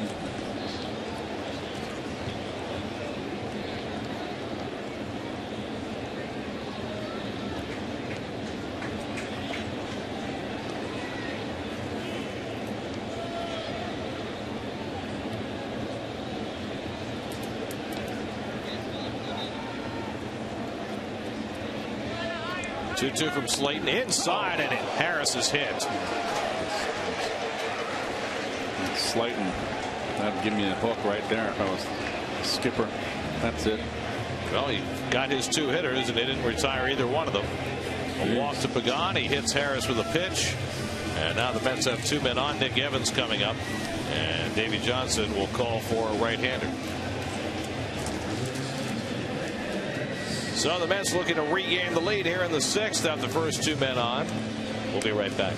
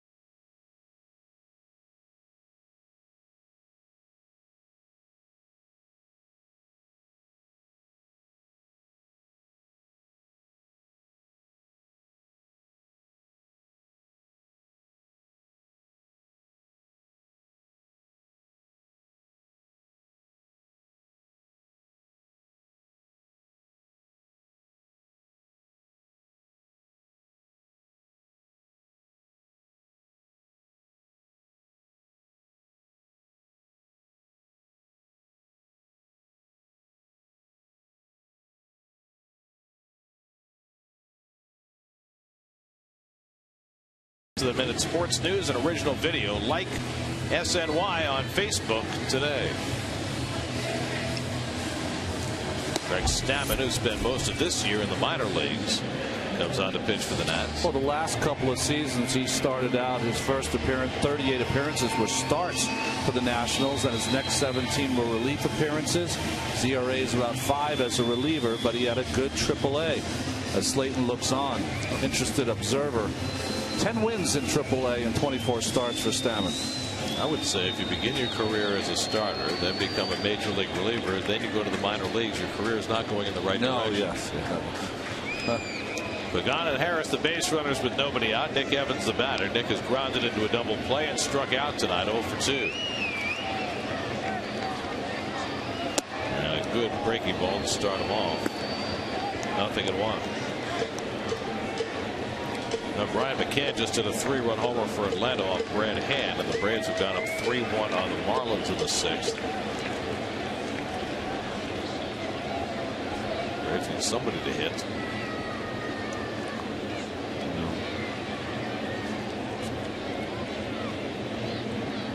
Evans trying to bunt and missed the attempt, and it's 0-2.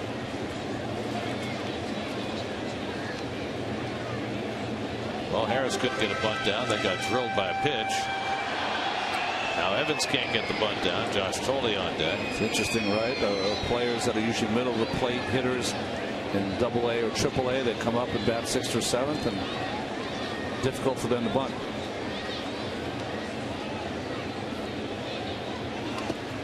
Nice stop by Ramos, 1-2. Dale Thayer is up in the Mets bullpen.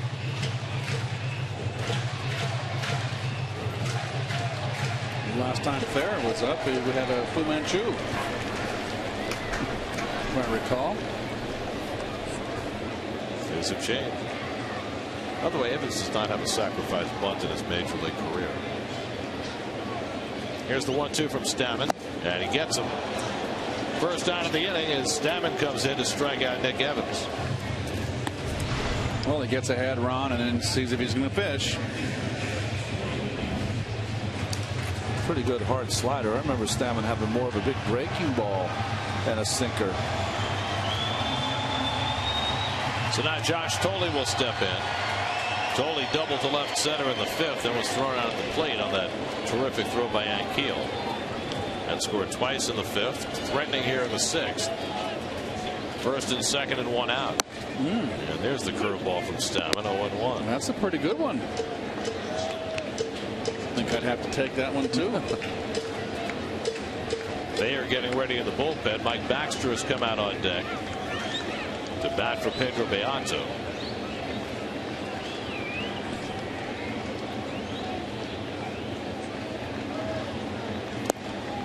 Another one out of the dirt.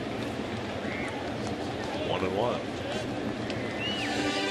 There's Baxter. We had a pinch hit double in the game on Sunday night against the Cubs.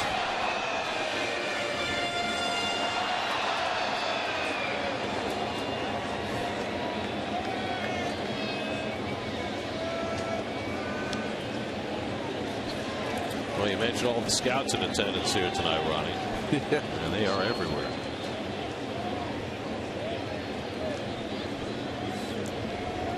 And the curveball misses to Tolle. 2 balls and a strike. There was a day you could tell the scouts just from the Sandsabelt slacks and the golf shirts. Not anymore. Well, the radar guns. Yeah, that's right. Nobody's got radar guns. Who started the radar gun? There's The guy in L.A. started with the Dodgers with that white hat. Mike Brito. Yep. Good sinker by Stammen, and it's 2-2. You know what Mike Brito's biggest strength was? San Fernando. San Fernando. That'll keep you around for a while. That enhanced a lot of people's careers. That's right. Tommy's, Jaime Jarrín. Tendons.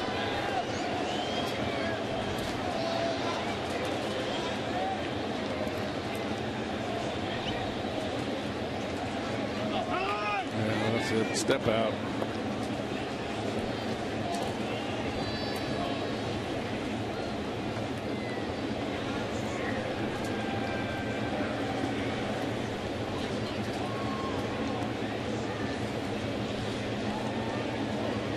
2-2 to Tolle. And that's low. Ball 3. Stammen just pegging that fastball. You don't see Major League pitchers usually bounce that fastball. 4 runs for the Red Sox in the 6th, including Dustin Pedroia's second home run of the game. And more good news for the Red Sox. Baltimore has tied up Tampa Bay 2-2. That game's now going to the 8th.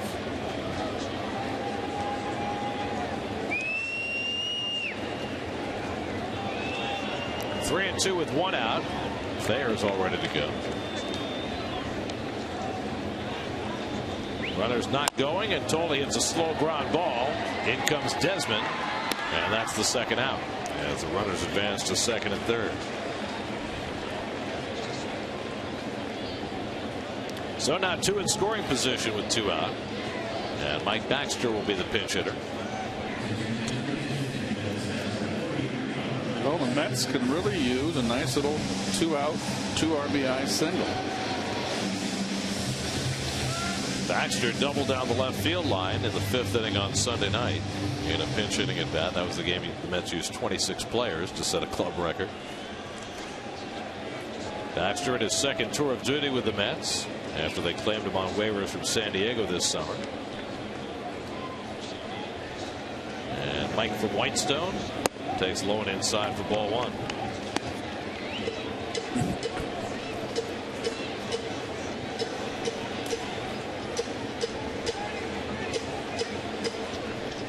Jose Reyes already 2 hits tonight to reclaim the National League batting lead, waiting on deck. And Baxter pops it up.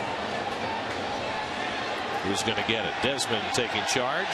Side retired. A walk, a hit by pitch, but Stammen comes in to get 3 outs to keep the game tied as we go to the 7th.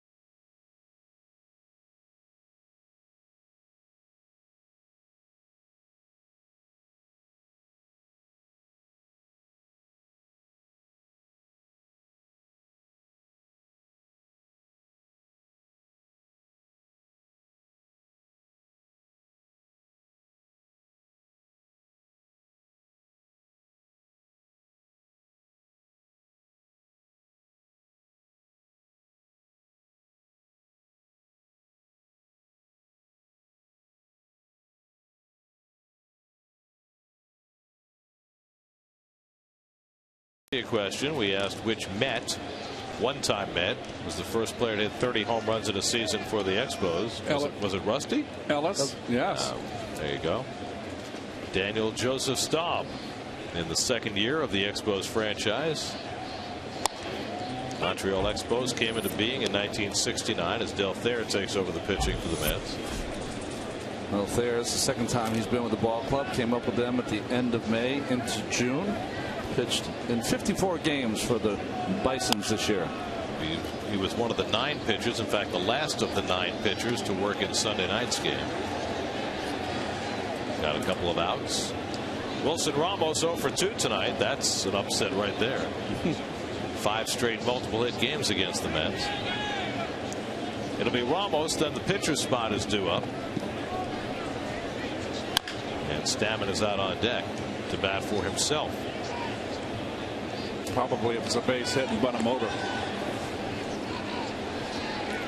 Tim Burdack, the left-hander, Bobby Parnell, the right-hander, John Davis, the bullpen coach, up in the Mets bullpen. Debo, he cut off the goatee, didn't he not? That had been a bit of a trademark. There's got to be a story there somewhere. Breaking ball by Thayer, who didn't show much of a breaking ball the first time around when he was up with the Mets. Well, I don't know how many pitches in a row when he first came up, but it was, I think, north of 20 where he came in, and mostly fastballs.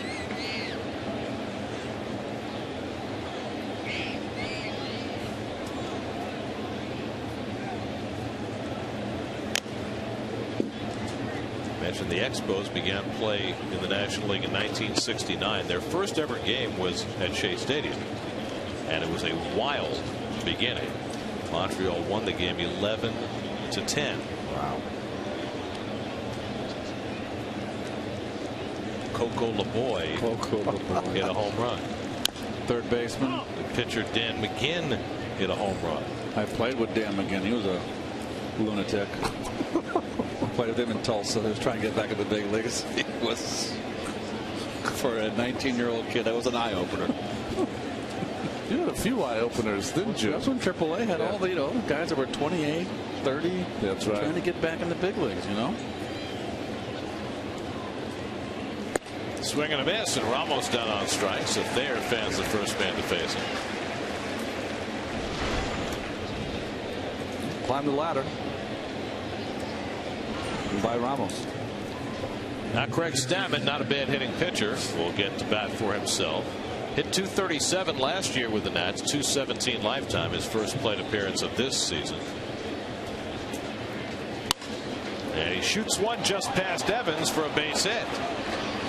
So a good call by Davey Johnson, leaving Stammen at the bat, and he's hitting 1,000 for the year. Little cut and slash right out of the reach of Nick. Nice effort.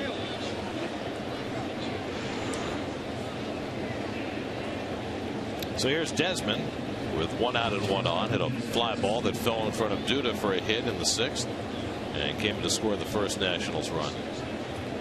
The Expos not only played their first ever game at Shea Stadium, they played their last ever game at Shea Stadium. Another one for Duda. This one will have to play on a hop. Stammen gets to second just ahead of the throw. So it's back-to-back hits for the Nationals to start the 7th, with 1 out in the 7th. And Rick Ankiel will come back. Terry Collins heads out to the mound. He's got the lefty ready in the bullpen. Didn't one of the current Mets hit a home run in that ball game? That was Val Pascucci.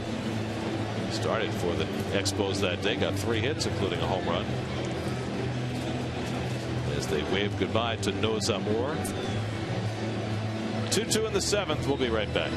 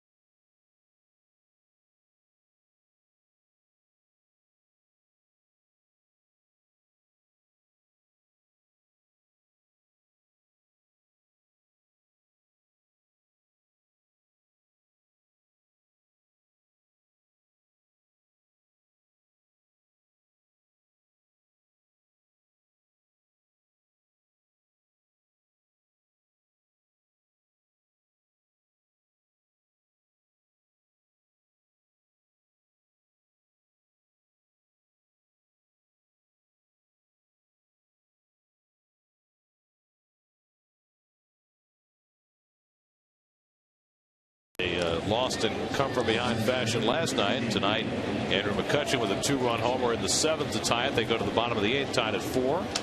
The Rays and Orioles tied 2-2 with Tampa Bay trying to close some more ground on the Red Sox, who lead Toronto 10-5. Dustin Pedroia having the big night.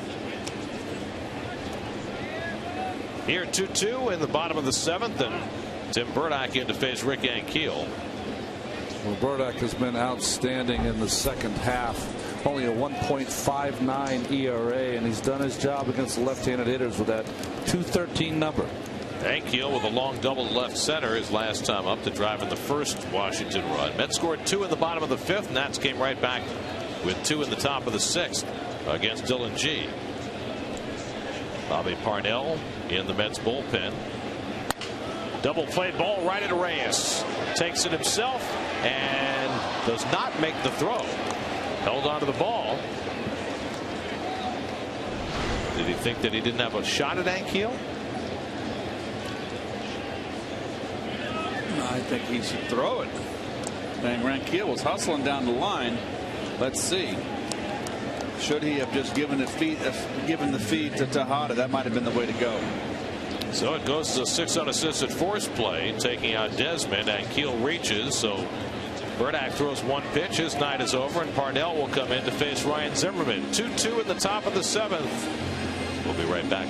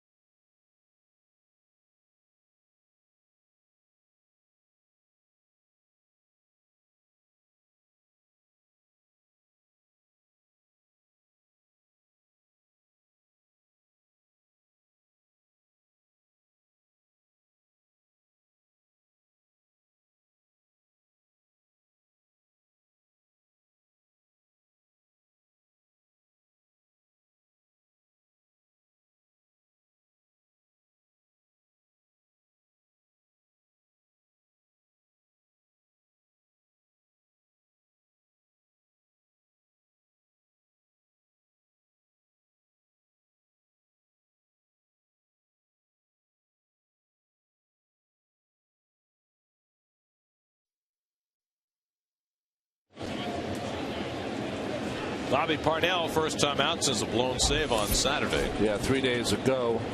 See the numbers for Bobby: 5 saves, 10 opportunities, and high numbers. Right-handed hitters almost hitting 300.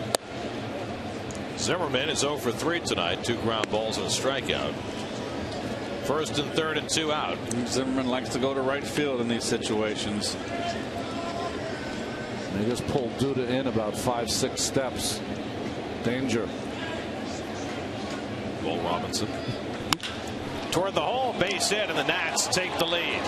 Stammen comes in to score. An RBI single for Ryan Zimmerman. It's 46th run batted in. 3-2 Washington. So Parnell throws 2 pitches, gives up a run scoring hit. Well, so much for going to right field. Gets a fastball in and just turns on it. That run is charged to Del Thayer. He's now on the hook in this game. And I'll tell you what, for a guy who throws as hard as Bobby Parnell does, he gives up a lot of solid contact. Here's Michael Morris, 1 for 3, a long double in the 6th inning to drive in a run. Interesting, Parnell going with the 2-seamer. All the fastballs have been 2-seamers so far. First pitch for a ball to Zimmerman. Then the base hit on the ground, and that one to Morse. Boy. Todd Coffey and Atahualpa Severino are up in the bullpen. Right at Duda, and he picks it off to retire the side. Nats regain the lead on Zimmerman's 2-out hit. Now Jose Reyes, who has regained the lead in the batting race tonight, already 2 hits, will lead off for the Mets in the bottom of the 7th, 3-2 Washington.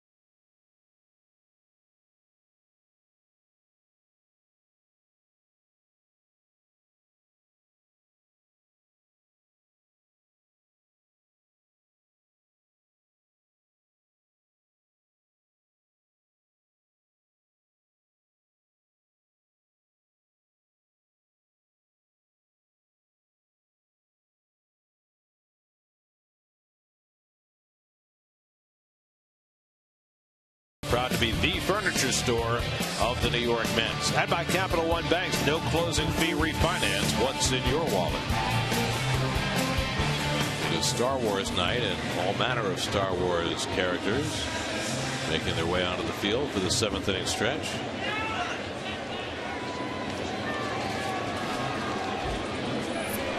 Jose Reyes leads off in the home 7th inning with the Mets down a run. Craig Stammen, who came in to get 3 outs in the 6th, now pitcher of record on the long side. And he throws the breaking ball down to Reyes. Ryan Braun 0 for 2 tonight, so he has slipped to 329. Reyes with his 2 for 3 up to 331.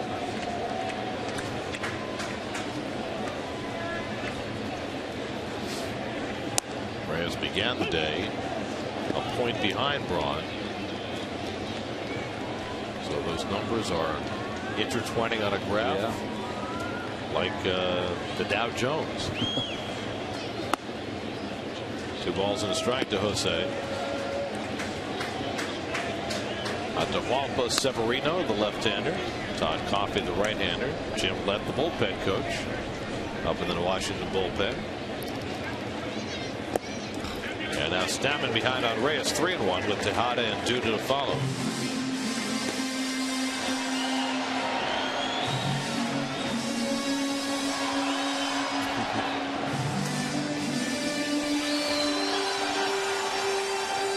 Well, Doug Slayton walked the leadoff batter in the 6th inning. Now Stammen behind the leadoff batter Reyes, 3-1 to start the 7th. And that's ball 4, and so for the 2nd straight inning, the Mets draw a leadoff walk. Mets lead the league in drawing walks, 506 coming into the night, and 2 more tonight. So now Tejada, we'll see how the Mets operate with him, see if he'll try and bunt the tying run over. In past games, you might think that Reyes would be a threat to steal, but that has not been the case in a very long time. Well, we mentioned it earlier in the game. Reyes has gone 13 consecutive games without even attempting a stolen base. It matches the longest streak of his career, and that bunt is picked out of the air by Marrero. So failure to bunt tonight on all sides for the Mets. G couldn't get a bunt down to the 5th. Harris couldn't get a bunt down in the 6th. And now Tejada can't get a bunt down in the 7th. Evans had one shot at it also. Does Reyes have enough plate appearances, Gary? Yes. So, okay. That's not an issue. He's good to go. Well, Davy Johnson's on his way to the mound. He's got the lefty Severino ready for Duda. We've got another pitching change. 3-2 Washington to the 7th. We're coming on back. 7th game of the World Series.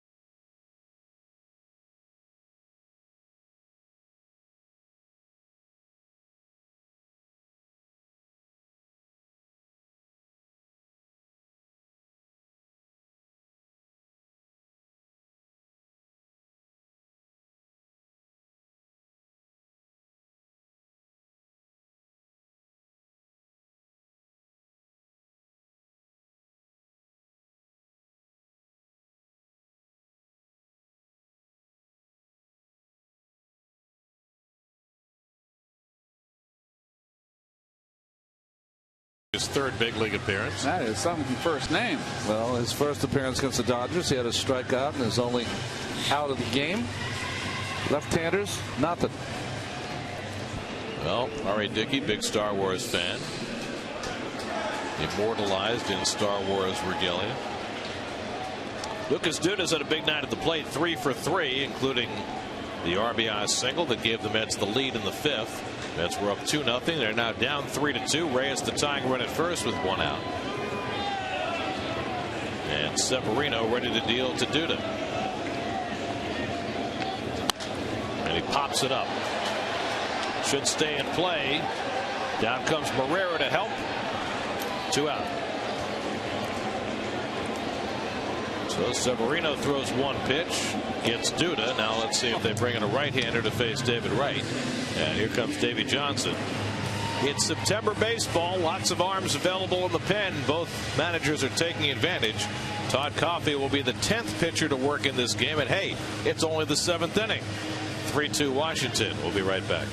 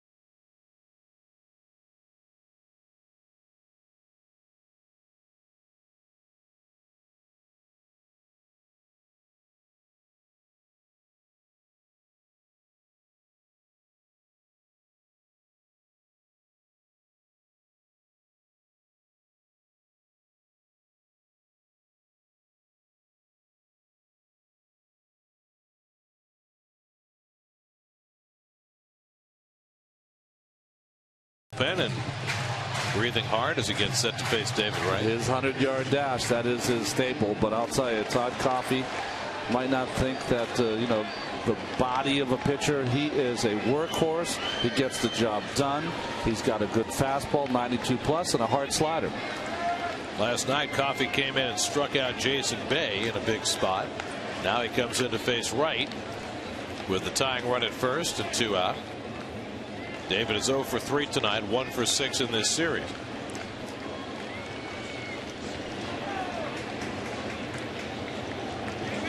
By the way, when Coffey struck out Bay last night, it helped the Nationals snap Bay's 10-game hitting streak. Also last night, Reyes had a 14-game hitting streak end as Sean Burnett is up.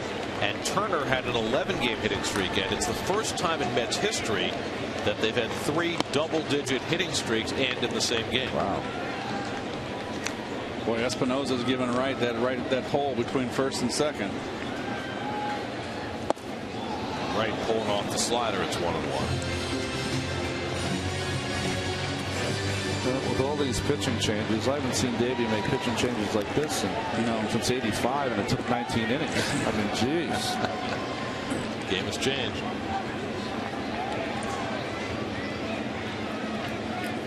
Nationals outfield playing deep and out of sight, trying to cut down on the double. I mean, they are way back there.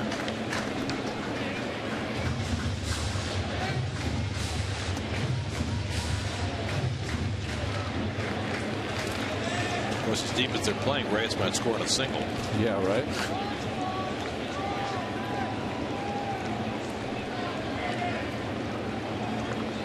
They're just not in running mode these days. And goes back and standing, almost paid for it. You know, Todd Coffey's one of those guys as he makes a quick move here. Let's see if Marrero gets it on him. Boy, that was bang bang. Might have had him. Dan Isoni, the first base umpire. When you watch Coffey here, guys, he looks over his right shoulder at the runner on first base, not his left shoulder. Only guy I know or I've ever seen to do that.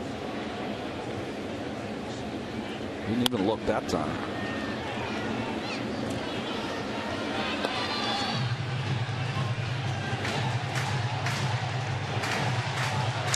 David's swing has gotten long again.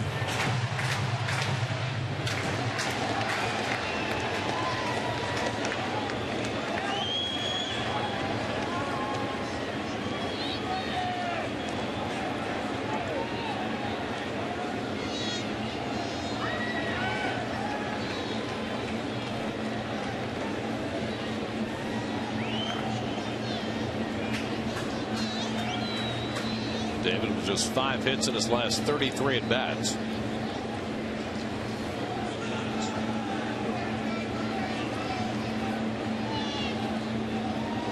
Down to 2-2, and he struck him out with a slider. So Coffey comes in and strikes out Wright, and strands Reyes at first base. We head for the 8th. Nats won 3-2 last night, up 3-2 tonight.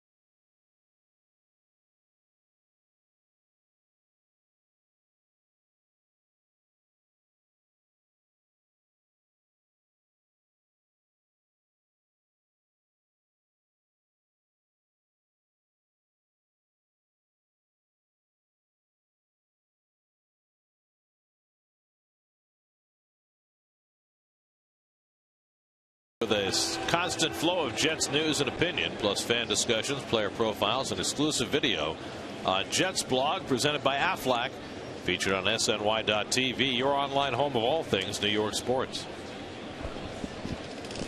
Sean Burnett, the lefty, Henry Rodriguez, the right-hander, in the constantly changing bullpen flow in this game.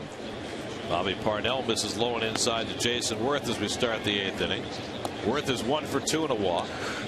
Parnell came in the 7th, gave up the go-ahead hit to Ryan Zimmerman, and another shot to Michael Morris that Judah caught.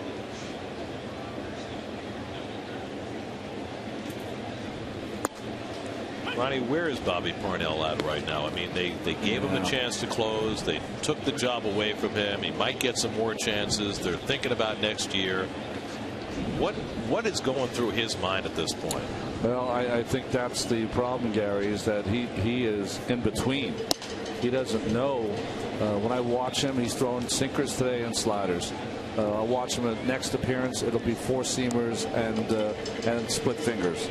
I think that, you know, he hasn't kind of defined himself to himself. What is the best way for him to get hitters out? And I also think, you know, the one game that he blew about a week, 10 days ago, where right after the game it was, you know, they're going to shut him down, not shut him down, but Manny Acosta was going to be the guy to get to close the game the next day. Good pitch there. It was almost like an indictment. It was, you know, right now you can't make pitches appropriately in the 9th inning, because, you know, I think to most managers there's a difference certainly between the 8th and 9th inning. Strike 3 called. Worth is out on strikes. Well, that's a good call for Bobby there. C.B. Buckner's been calling that down all day, but gives it to him. Too close to take. Yeah, I agree. Right on the corner. It's 146 times Worth has struck out this year. E.G. Worth's got 56 RBI with 19 home runs. That means how many RBIs did he have? Got that wrong. It's, if you do the math, you figure if he hit all solo shots, he'd have only 36 RBI if you take away the 19 home runs. I mean, that's just very unproductive. Well, last year, too, for most of the year with the Phillies, he was hitting well under 200 with runners in scoring position. It's a little better this year, but you know, when you spend that kind of money on a hitter, you certainly expect better production. Oh boy. Espinosa 1 for 2 and a walk tonight. Each team with 9 hits. Mets led 2-0 in this game.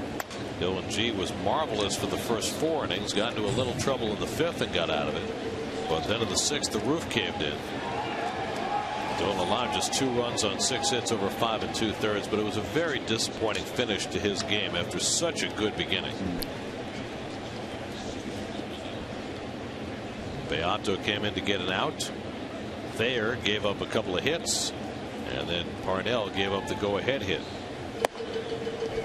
In between, Burdick threw 1 pitch and got an out. So each team has used 5 pitchers in this game.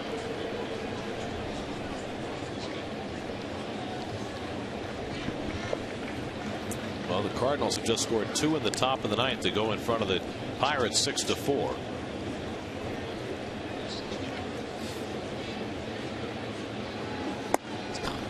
2-2 now to Espinosa. Meanwhile, the Braves, who got a 3-run homer earlier from Brian McCann, got another one from Dan Uggla. 34 home runs now for Uggla, so they're up 6-1 over the Marlins in the 8th. One of the greatest turnarounds you've seen to a season in a long time. You know, the only one that I can even slightly compare it to was the year that Carlos Delgado had his last year with the Mets, when he got off to that miserable start the first 2.5 months and then had a wonderful second half. But even he wasn't hitting 170. Driven to right center field, and that falls for a base hit. Pagan gets it on the hop, and Espinosa has his second hit of the night. So 1 out and 1 on. Let's check in with the studio. Kevin Burkhardt has a New York State Smokers Quit Line game break.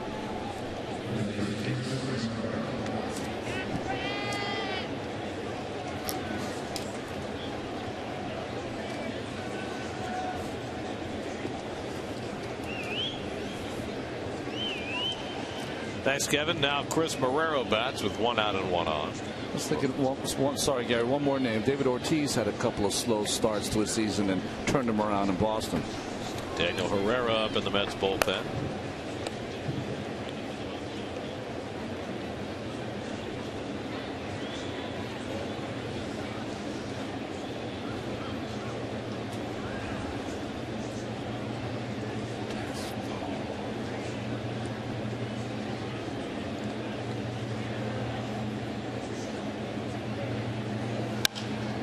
Slashes one foul. Well, we asked you the Toyota text poll question earlier about what you think the Mets' biggest need is, and well, we were talking about it. Bullpen comes in number 1, starting pitching number 2. Well, it's hard to argue with that. 77% on the pitching side, and you Met fans out there, and I understand there was quite a few of you that called in. We appreciate you watching. We love you, and I agree with you 100%. Are you trying to curry favor with the fans? I mean, you don't really need to do that. They love you anyway. It's election time. Not for another year plus. I mean, our campaign doesn't have to go on as long as the presidential campaign. 0-2 to Marrero, who's 1 for 3 on the night. Wilson Ramos on deck. And Parnell comes up and in, and Marrero stops the swing. 1-2.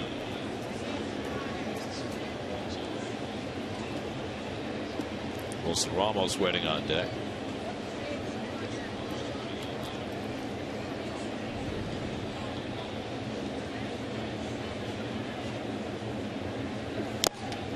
You saw that in that text poll as Marrero strikes out for the second out. The catching got only 12% of the vote.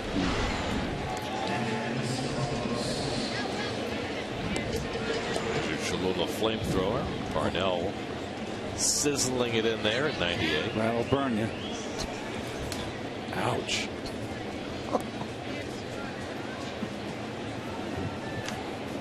Here's Ramos, who's had a rare unproductive night against the Mets. He's gone 0 for 3. And a broken back grounder to Reyes. He makes the flip, and that retires the side. So a good inning for Parnell. A hit and 1 left. Still a 1-run game to the bottom of the 8th.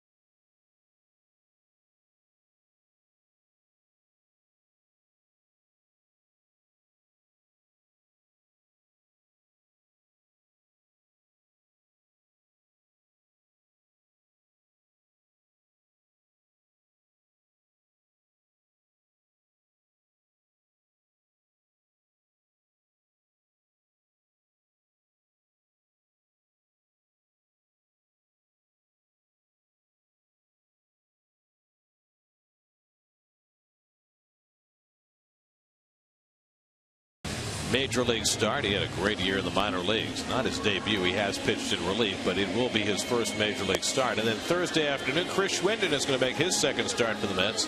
And the lefty Tom Malone, who broke in with the bat against the Mets. Yeah, there's high hopes both for Peacock and Malone in this organization. Throw in Strasburg and Jordan Zimmerman, and you've got quite the makings of a starting staff for Washington. Sean Burnett will pitch the bottom of the 8th inning. Crafty left-hander coming in for Davey Johnson's crew. 4 saves this season. Only 10 opportunities. I mean, 10 opportunities, but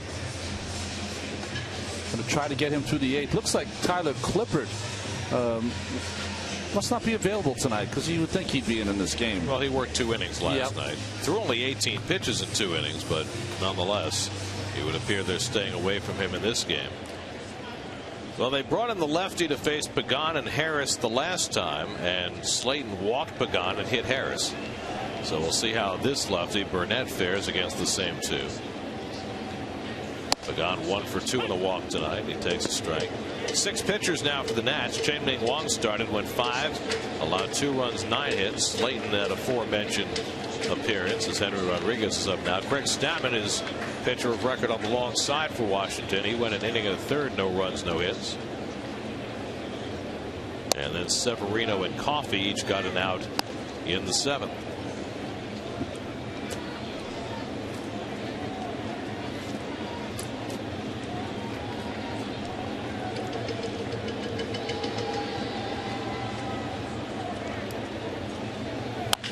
Pagan bounces one to Zimmerman, fair ball, and he floats it over to first, 1 out. So Pagan is retired. Let's see if Harris bats, and he will. They'll leave Willie in to bat. That's plenty of right-handed bats on the bench.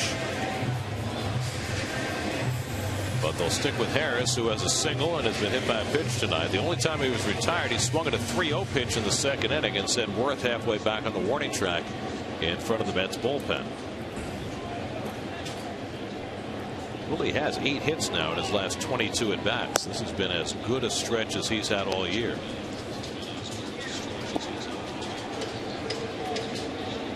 The Rays lost tonight. They were beaten by the Orioles 4-2. So Boston with a chance to stretch their lead back to 4 games in the wild card race. They're up 13-5 on the Jays in the 8th.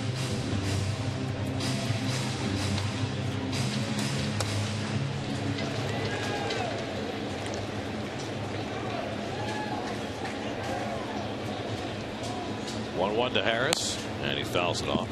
I don't think anyone throws across their body more in the major leagues than Burnett.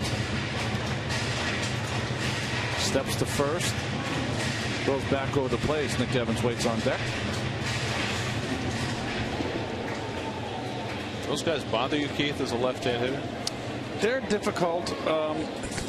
You've got to make sure you don't tilt your eyes, Gary. You got to keep your eyes, like I always said, parallel to the ground. And a guy throws cross body, he's going to be more 3/4, and your tendency is to kind of tilt with him a little bit and get your eyes in a kind of a 45-degree angle. When you do that, you're dead.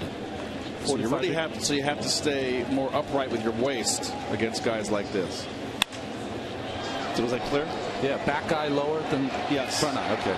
Ankiel comes in to grab Harris's fly ball, 2 out. At least for me. So you say your head tilts because you're waiting for that across the body, and you're looking, you're looking over more than you normally look on the second base side of the mound. He's throwing more over there, and they have a tendency to get in the habit of just your head tilts. And once your head tilts, you are finished. So you really got to focus on keeping your eyes level to the ground. And I used to do that by just being a little more upright. Nick Evans takes a strike. Tough night for Evans at the plate. 0 for 3, a double play and 2 strikeouts. And that goes for guys that throw sidearm or submarine too.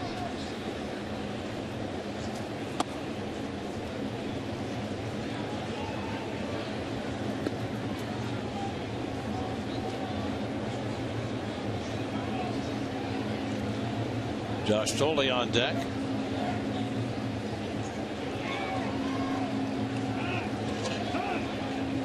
Mets have 9 hits tonight. They got both their runs in the 5th, but the play of the night was the Rick Ankiel throw to get Tolley at the plate, as Polino now is on deck to bat for Tolley.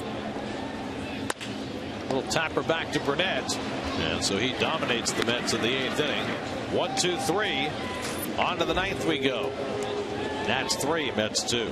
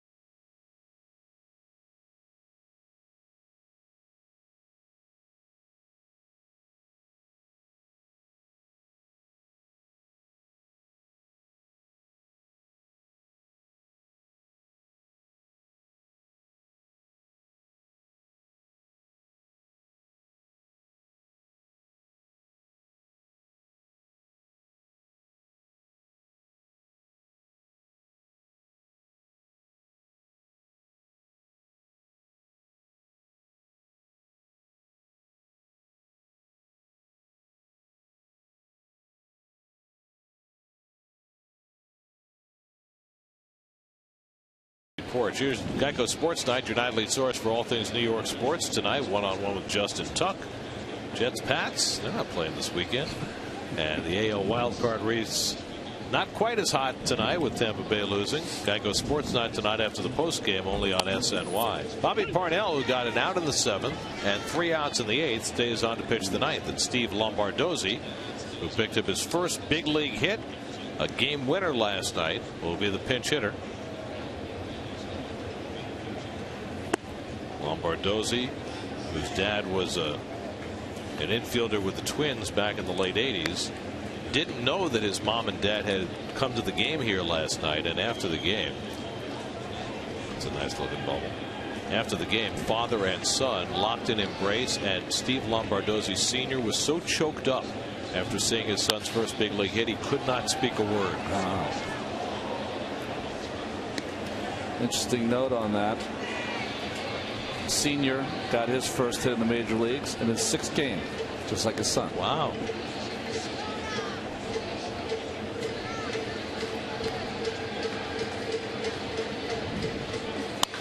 Lombardozzi hooks one deep down the line, but foul. Off the Pepsi porch. Ryota Igarashi up in the Mets bullpen.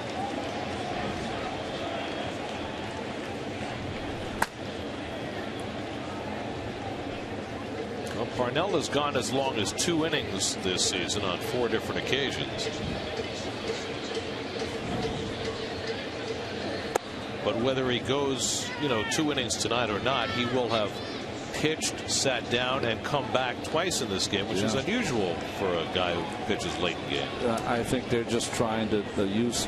They've tried everything, so maybe use some length in the game to see if he can find his feel. Of course, they experimented with Parnell as a starting pitcher last year, as Lombardozzi is down on strikes.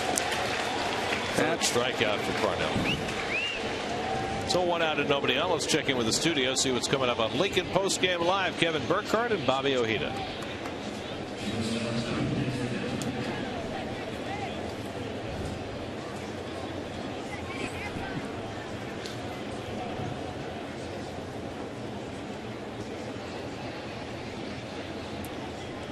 All right, Kevin. Now Parnell takes on Ian Desmond, who's 2 for 4 on the night. And he pops one foul.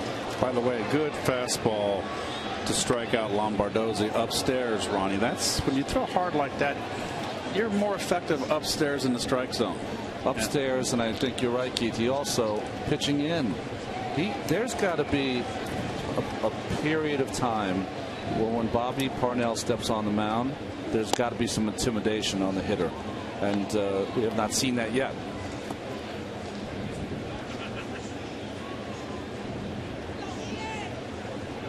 So 100 miles an hour by itself is not intimidating unless there's fear of that pitch coming inside. Not against big league hitters. I mean, look at those half swings. That is what you want to see from the hitter. What happens with big league hitters is that if you throw whatever you throw, if they know it's coming, they'll just turn it up a notch. They can do it. Good hitters can do it. How about that?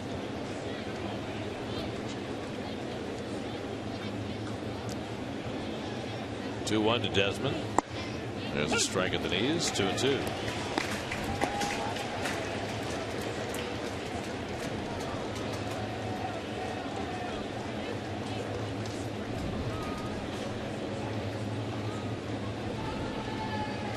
Jason Worth's old team is trailing in Houston tonight, but Hunter Pence back in Houston has a home run. How do you think that was created? He was beloved in that city. Reyes has the ground ball, throws out Desmond, 2 out. So Parnell's worked 2 innings in relief, and that's all. They'll bring in the lefty now to face Rick Ankiel.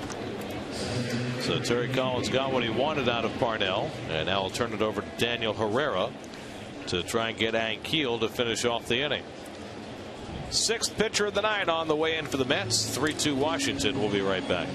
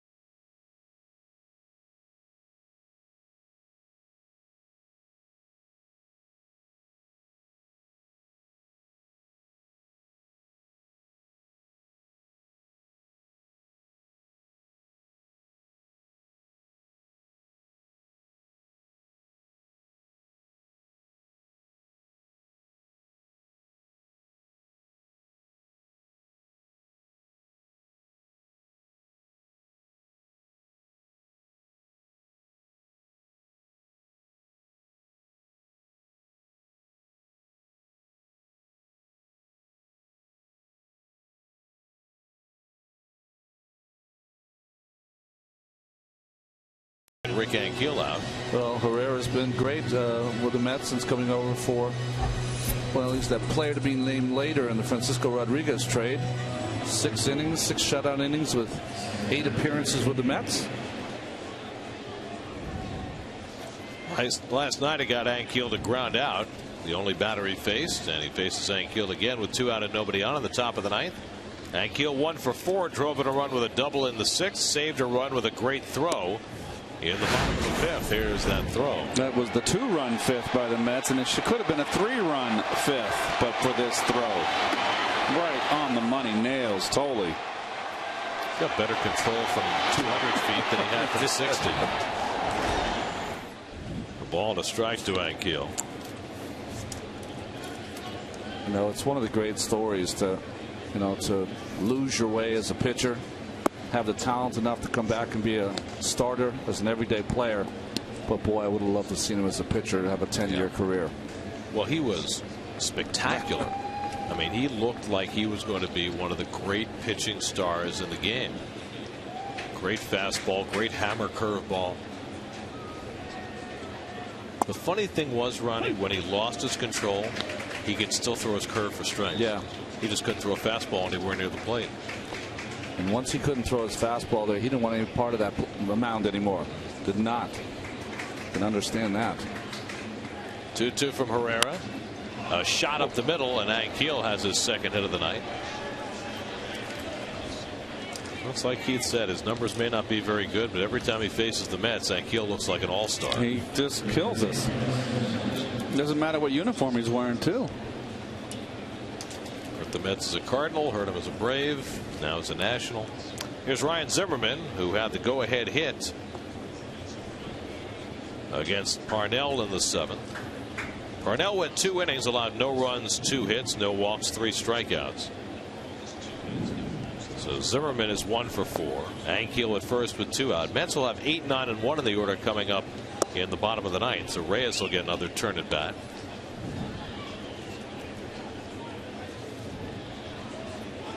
Status quo in the National League wildcard race. Atlanta and St. Louis both won. So the Braves stay 4.5 in front. Wow, 67-mile-an-hour Scroogey. And the Scroogey to the inside part of the plate. Who expects that? Red Sox having a good old time. Might see a player pitching in that game.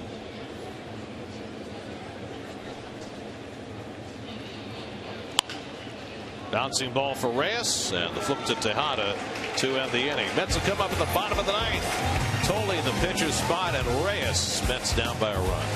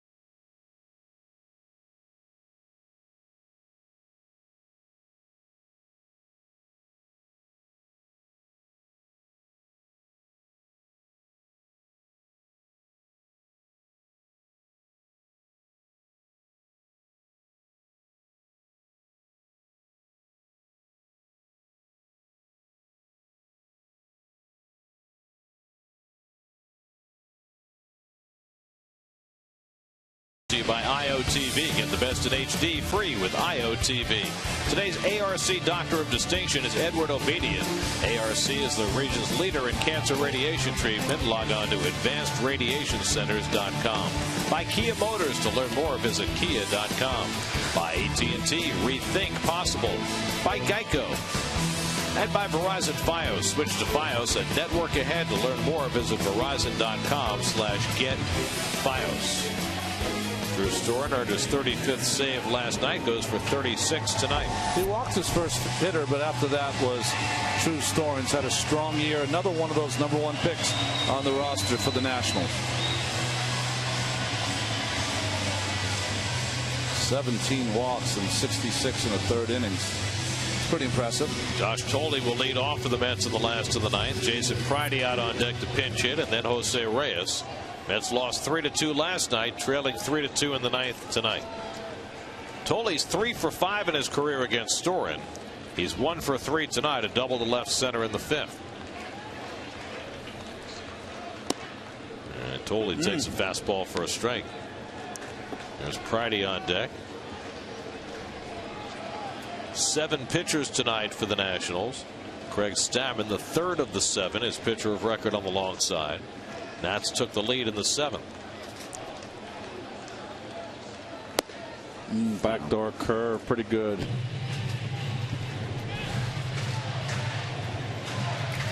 Mets were held to 2 runs and 3 hits last night. 2 runs and 9 hits tonight.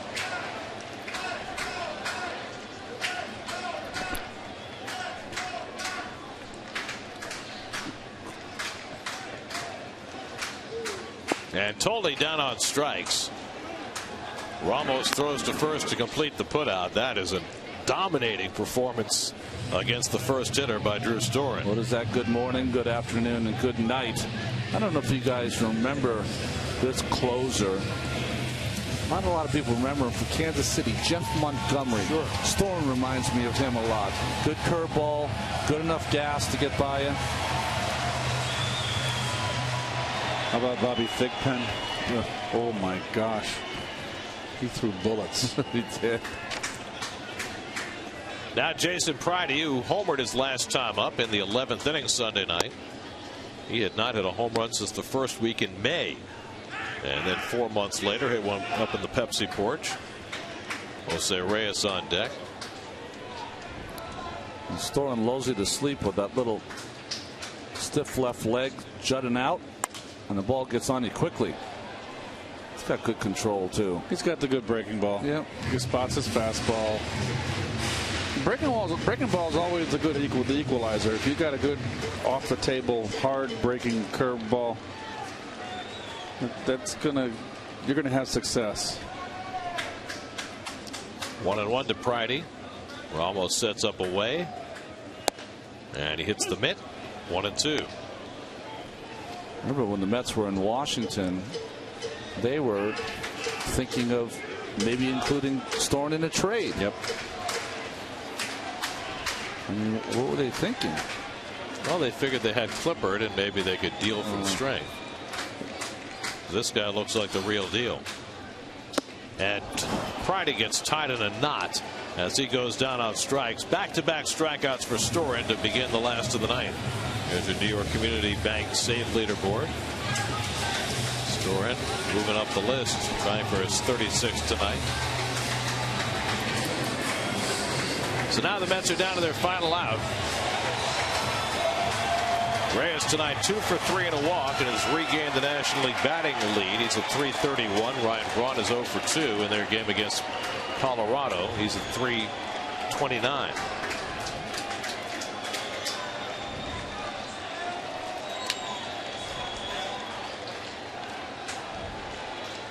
And Jose takes low and in for ball 1.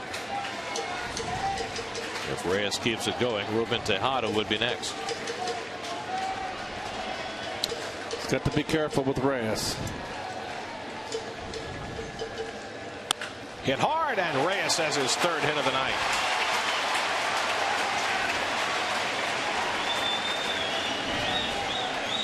Three for 4 for Jose.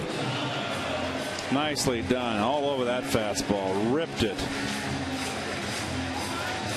That gets his average up to 333.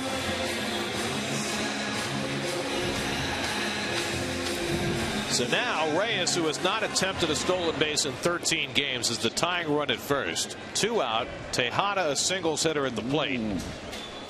He's got to try it now, right? One would think. I mean, unless he's just not feeling capable of it. Gary, I don't think he's running the rest of the year. How about that? I think it's shutdownsville. Yeah. Well, that's an interesting construct. You know, I understand wanting to stay healthy, but that's such a huge part of his game.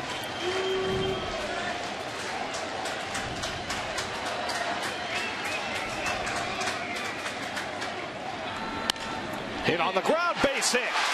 Reyes to second. He'll turn and head for third. Tejada with his second hit of the night, and the Mets have the tying run at third and the potential winning run at first.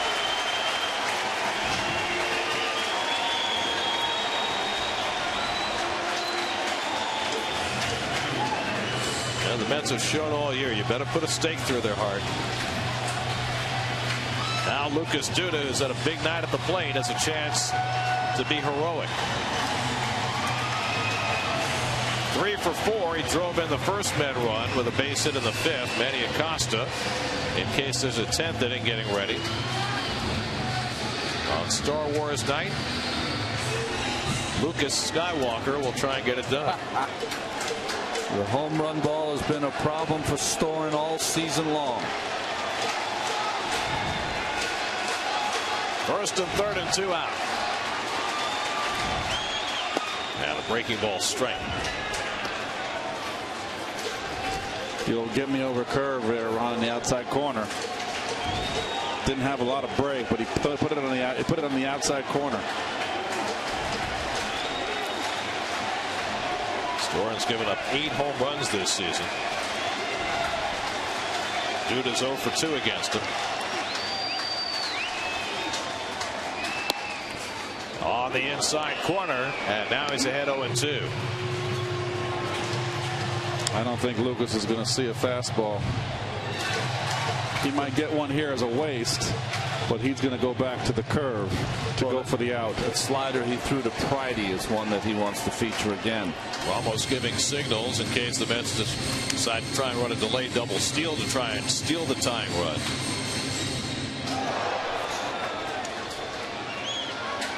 Storen's 1 strike away.